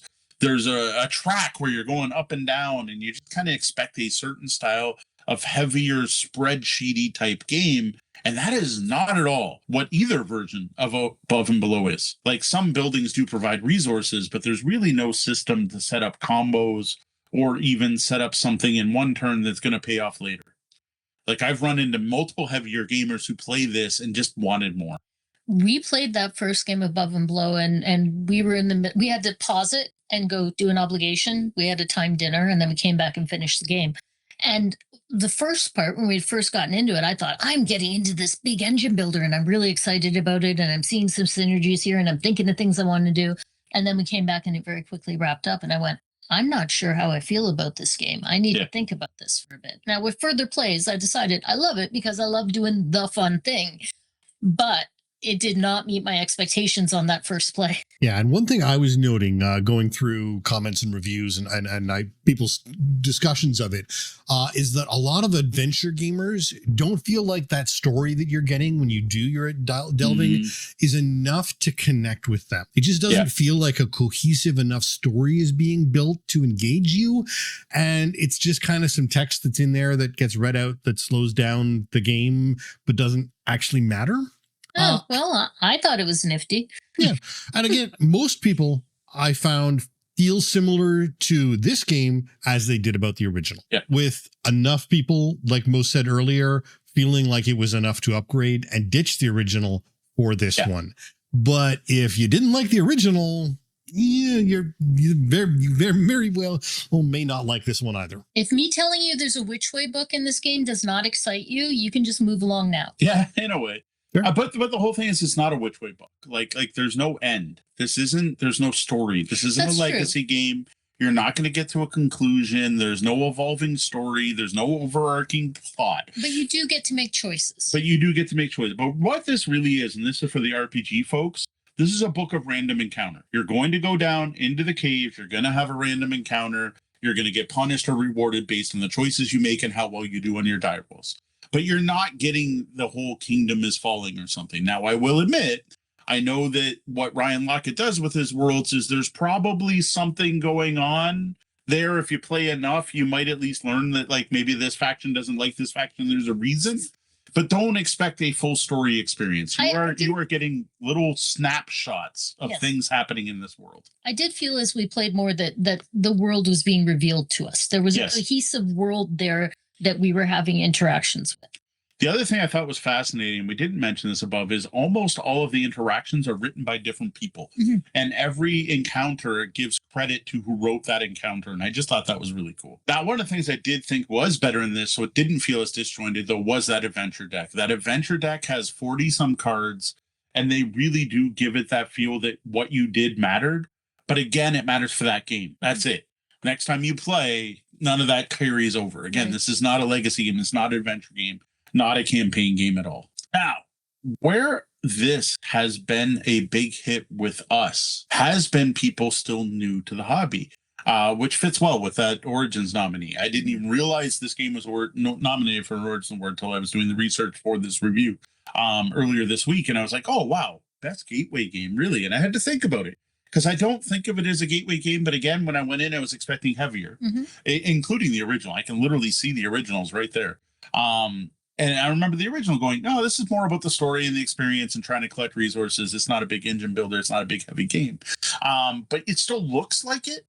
But yeah, like as a gateway game, I think this is actually a really good choice. There are only 4 actions in the game, and not all of them are valid all the time. Like at the start of the game, you don't have any ghosts, so don't worry about the take ghost actions.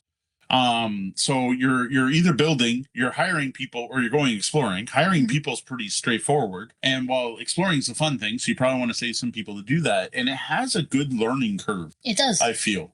I've had positive experiences teaching it to some very newer gamers. And I think it really is a great entry-level game. The parts that make it not the big engine builder I wanted it to be are the parts that make it a great gateway game. Yeah, agreed.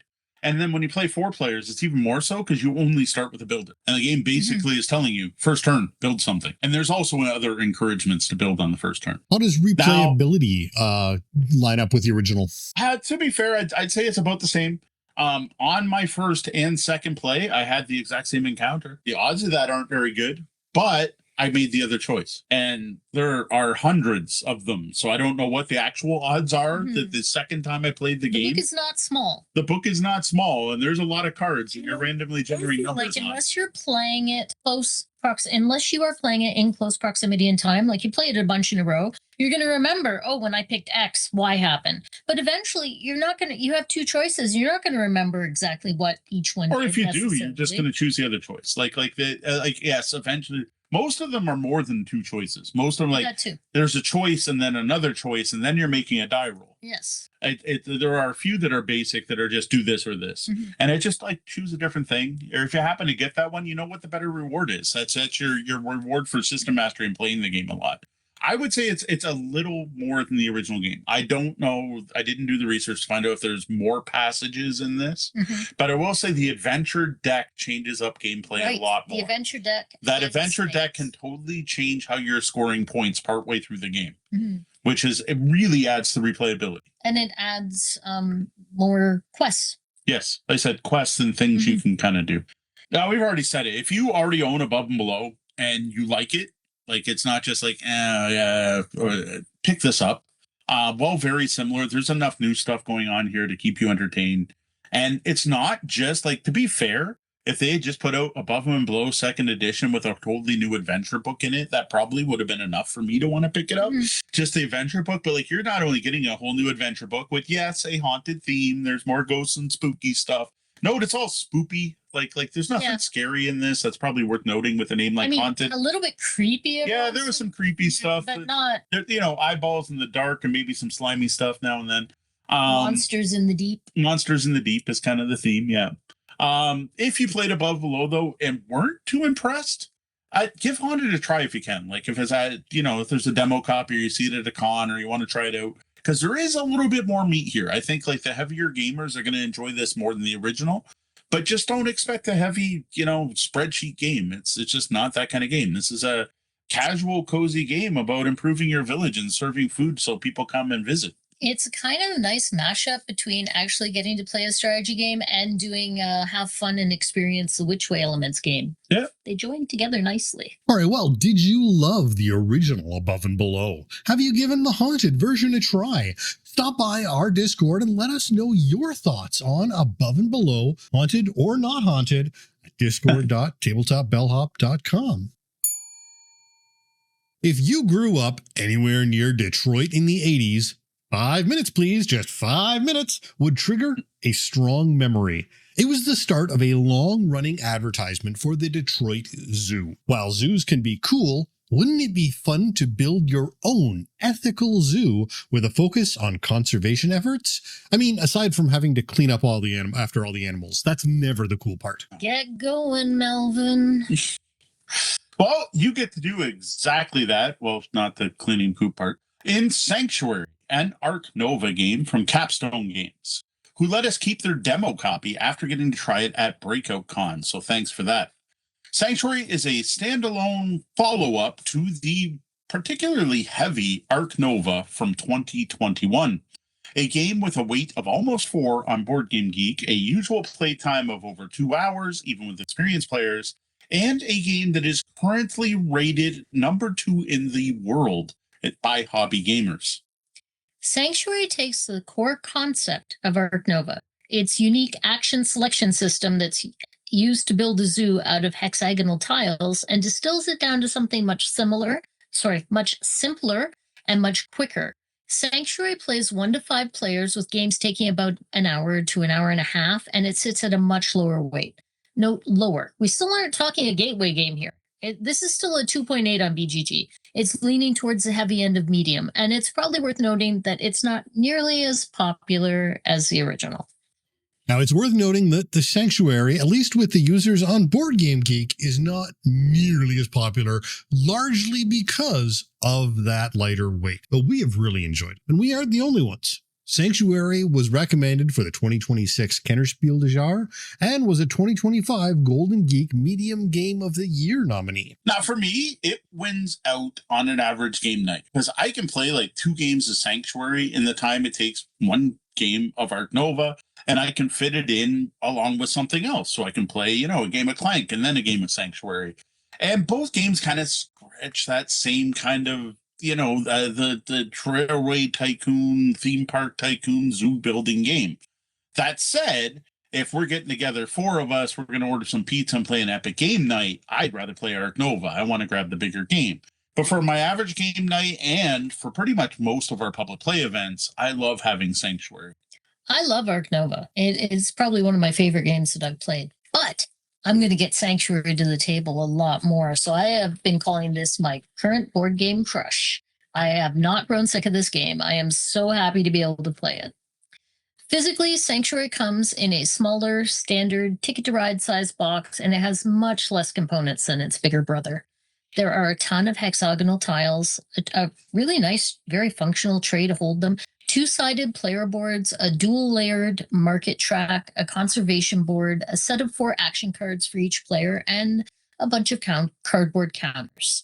The graphic design and the iconography is fantastic, though there are some icons that are a bit similar. In Sanctuary, players are competing to build the best zoo comprised of hexagonal tiles which represent animals, buildings, projects, or open space. They will be working to make combos and synergies between their tiles while collecting sets of icons in their zoo to complete random conservation projects. Now, this is all done using an action selection system featuring 4 cards. One is a project card, and then there's 3 other cards that are tied to 3 different habitats. These cards have arrows on the top, which are going to point to spots on your player board that shows you the power that card currently has. And what happens is your cards are organized left to right, and when you use it, you shift it so the most recently card then goes to the leftmost spot, and everything shifts down. So the longer you don't use an action, the more powerful it gets, which people will recognize from Arc Nova. Now, all of your action cards in this also can be upgraded, which makes them more powerful. The first thing you do every turn in Sanctuary is draft a new tile from the market. Next, you select one action card to activate. The project card lets you play project tiles into your zoo or take a single tile from the market. It's similar to snapping a card in Arc Nova. The other cards each let you place animal tiles from specific habitats into your zoo, or they let you draw tiles from the supply. The size of the animal that can be played is based on the current power of the card. Upgraded versions of the card are going to let you snap 2 cards or play more than one animal, and they'll have a higher power level. Now, each tile placed into your zoo will be worth points on its own. Some will give variable points based on other items in your zoo, and many will also have some form of ability that will go off when played. Many larger animals also require you to place open land into your zoo as they require more space. And you're going to want to create groups of animals that share the same habitat. Buildings tend to score points based on what other tiles are around them, and projects tend to offer discounts and ways to play or draw additional tiles. Now, after taking your action, you have the opportunity to support a conservation project. There are 5 of these, and they're randomly selected at the start of each game, and they're completed by having matching icons in your zoo. Each player starts with 4 conservation tokens and can only use each one once, and each has to be used for a different project. And they're just numbered 2 to 5. You go, I have 2 bird icons, I can claim the 2 bird conservation. I have 5 Africa icons, I can take the Africa conservation. You have to match those icons to the ones that were randomly determined at the start of the game. Now, there's also ways to earn these generic conservation tokens that can be used to add to the ones you have on your board. So if it's not readily obvious from that, you have to pick one thing that you're doing at level 2 because you only have 2 token. Yep. The first time you support any conservation project, you get to upgrade one of your action cards by flipping it over. You also get to upgrade your cards when you place a second project into your zoo, when you have 3 connected tiles from a single habitat, or when you have at least 4 different animal types in your zoo. A game of Sanctuary ends at the end of the round when 1 or more conditions are met. These are when someone has contributed to 4 conservation projects, when someone has completely filled their board, or when the tiles run out. The first player to hit one of these objectives gets 10 bonus points, and if anyone else hits one of these before the final round ends, they get 5 points. At that point, everyone gets points for the conservation projects they did support, their pouch tokens, which are earned by playing specific animals, leftover generic conservation tokens, and all the tiles on their zoo. Some are just going to be worth points, but many are going to be based on what other tiles you have. Player with the most points wins. Now, I think even from that overview of play, you should be able to tell how much more streamlined Sanctuary is when compared to Arc Nova. You aren't worrying about tickets. There's no worker placement system. You're not rushing to get more workers. There's only 4 action cards instead of 5, and really 3 of those 4 are basically the same action but for different habitats. There isn't the odd pass yourself scoring system. There's no making alliances with world zoos or museums. All of that has been boiled down to just drafting and placing tiles, and it is very elegantly done. Now, honestly, despite what seemingly everyone who plays them and reviews them says, we feel these games shouldn't actually be compared too closely. They are different styles of games that are going to appeal to different players. While there is definitely some overlap in mechanics as well as theme, Sanctuary and Arc Nova both play and feel differently. Yeah, I don't like calling Sanctuary Arc Nova Light. Everyone's like, oh, it's the light version of Arc Nova. It's Arc Nova Light. And to me, it's much more than that. It's a new game with a modified, streamlined system that still has a huge amount of decision space, multiple potential paths to victory. And I kind of hate the fact that a lot of people seem to be dismissing this game as somehow lesser when it's a very solid game on its own. I have been guilty of calling it calling it Arc Nova Light. And I think that is to people that have played Arc Nova, you have a gateway into this game. It is going to immediately make sense to you. So that is like a fast forward to, here's why you want to play this game. It is Arc Nova Express. Come give it a try. If you like Arc Nova, you're probably going to like this. Is it lesser? No. It is just a more streamlined, quicker experience. And yeah, like you said, you could play 2, maybe 3 times in the same time you could play the Big Brother game. Now, as usual, I went through Board Game Geek to get a feel for the general vibe on this game from users. And it's a very polar reaction.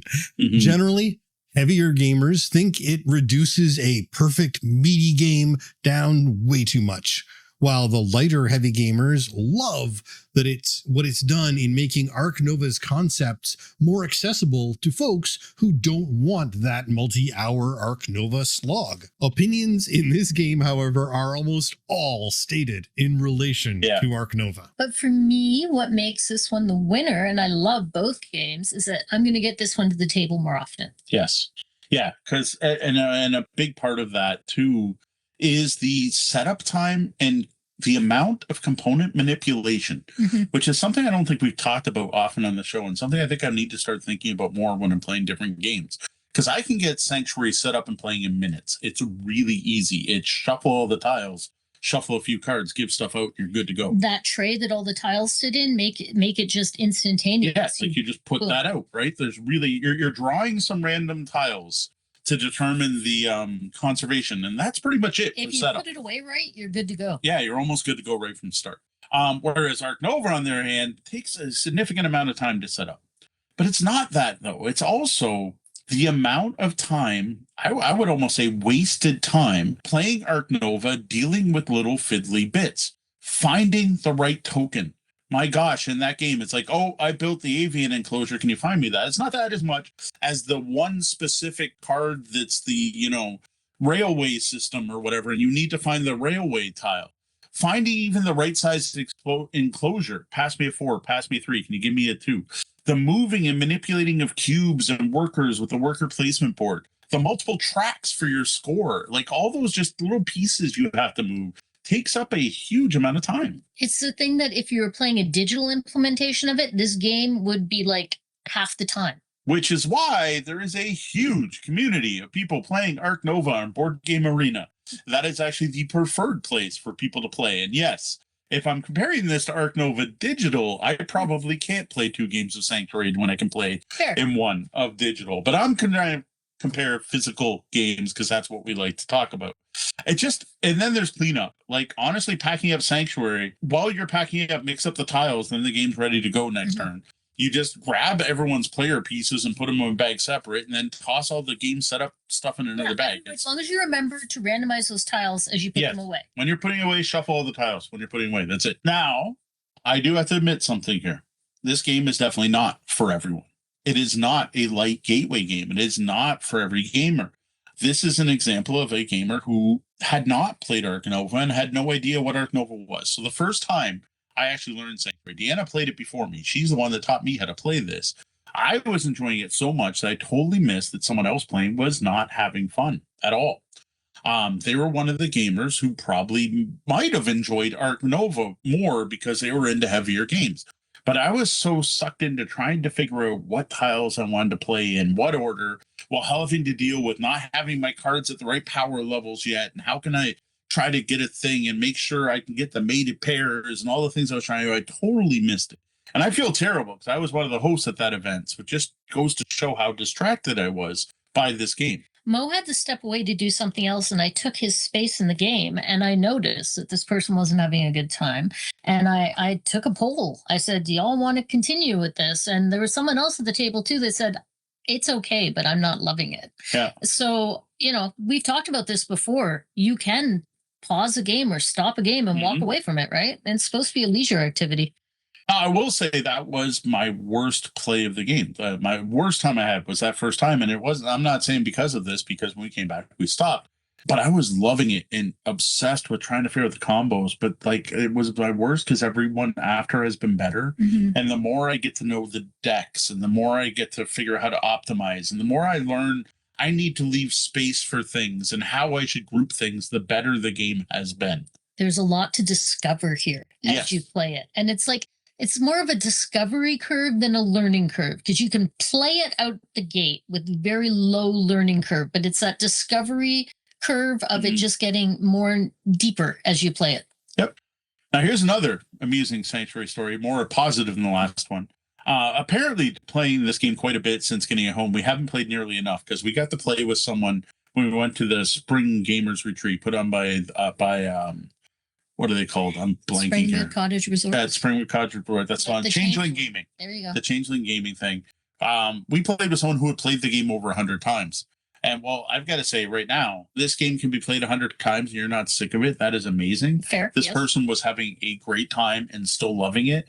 And it was so awesome to get totally schooled in this game. Oh yeah, this was like a master class these in how to things play that I just Sanctuary. totally hadn't thought of, and like you're gonna do this, and like they're playing at a level we weren't at where they're like, oh, you placed your first building there by the water, which means you probably have this time. No, but it didn't have the but you didn't do the one of two proper opening moves at the beginning, so we're done here. Yeah. I'm like, man, that was an awesome experience. But like to know that someone has played this 100 times and still loves it is such a good sign to me. I highly doubt we'll ever get there. But it's just really cool that like someone can be that into it and still enjoy playing people who'd played it a handful of times. I had so much fun getting twomped in that game. Yeah. So I think it's pretty obvious we love Sanctuary.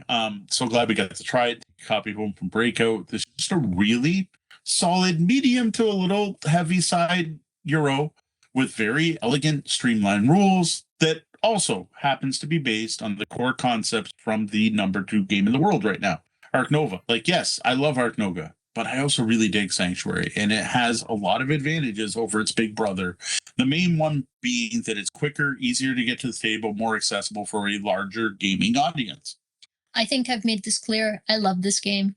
It is probably my current favorite. It is my current board game crush. I will happily play this anytime. I have not gotten sick of it, and we've played it way more than 5 times. Yeah.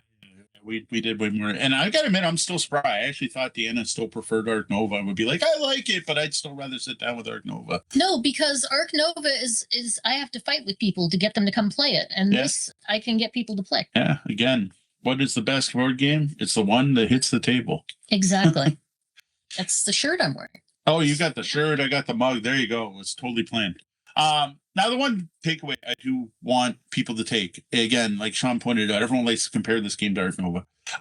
You should try this game, regardless of what you thought of Ark Nova. Mm-hmm. Don't, like, if you didn't like Ark Nova, that doesn't mean you won't like Sanctuary. And if you did like Ark Nova, it doesn't mean you'll like Sanctuary. Like, it's not like that. This is very much a solid game that stands on its own. It's a different style of zoo building game. It's a different Civ game, right?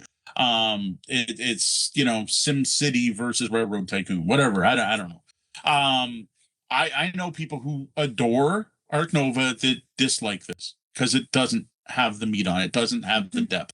Local heavy gamer Charles did not like Sanctuary. But I also know people who tried Ark Nova and were like, I felt like I was doing homework, whereas Sanctuary is actually fun.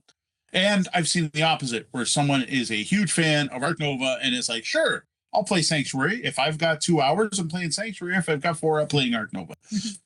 The two shouldn't be as tied together as they are. To zoo or not to zoo? That is the question. Whether 'tis nobler to suffer the elephants and apes of good fortune, or that's enough. Yeah. Do you like zoo games of any weight? Let us know your thoughts on this modern conservation theme that's been coming out in a lot more games. Yes. Let us know wherever you found this review, or pop over to our Discord and let us know there. Well, that was the double bell. Oh, we were going to do one more giveaway. Oh, we can do it at the end. We don't need a lobby here. I was expecting a lobby here, but we're almost done. Let's finish it out. Well, that was the double bell. That means the birthday celebrations are coming to an end. We're going to have to lock the lobby doors. We're going to hang around a little bit for those of you who are still here. Say our goodbyes, but we got to end this episode. Here's to another year. Be back in July 2027 with our 9-year anniversary. We got some cake. You can hang out and chat for a bit. There you go.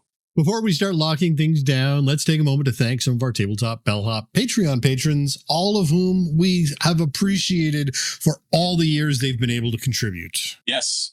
And I'm amused because we've got someone in there that happens to be in the chat is almost never here, and this was unplanned.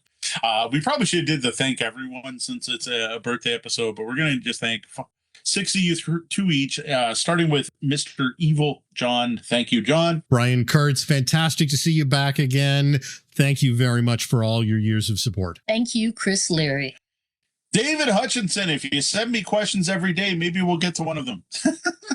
Got another question from David, just I think it was today or yesterday. I saw it in my email. But yes, thank you for being in the chat and for all of the awesome, gift subs to our Twitch channel. If you come to Twitch And Charlie Brown Windsor's in the chat. You're probably walking away with a gift sub. Thank you for that, David. Gregory F. Thank you, Gregory. Matt Dawson. Thank you, Matt. Well, we've hit the end of this anniversary podcast episode, but you can find all of our content at tabletopbellhop.com.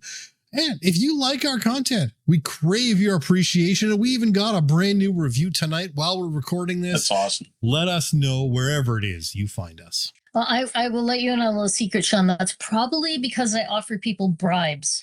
If you leave us a review and then toss a link in the giveaway, it's bonus entries. That's what I'm trying to say. Any way it happens, I'll take it. We'll take it. Hey, they just have to read a review, and this was a positive one. That's true. So that part we're not guaranteed. You can totally earn bonus entries for saying we suck. It's all good. Honest reviews are welcome. Honest reviews are welcome. Whatever y'all think. I got an ask for everyone. We just launched a brand new giveaway thanks to Resurrection Games, who has been awesome to work with. We've been really getting along with the crew there since we first met them at Gamma Expo. So help your fellow gamers out. Help Resurrection Games out. Try to get the word out about this giveaway. Share it. Let your friends know. Let all your fellow gamers know about this. Like, they're free games. Even if you don't like us, you got to like free games. I said it before. I want to do more giveaways. So if they do well, then we can do more. So share it. That's all for us tonight.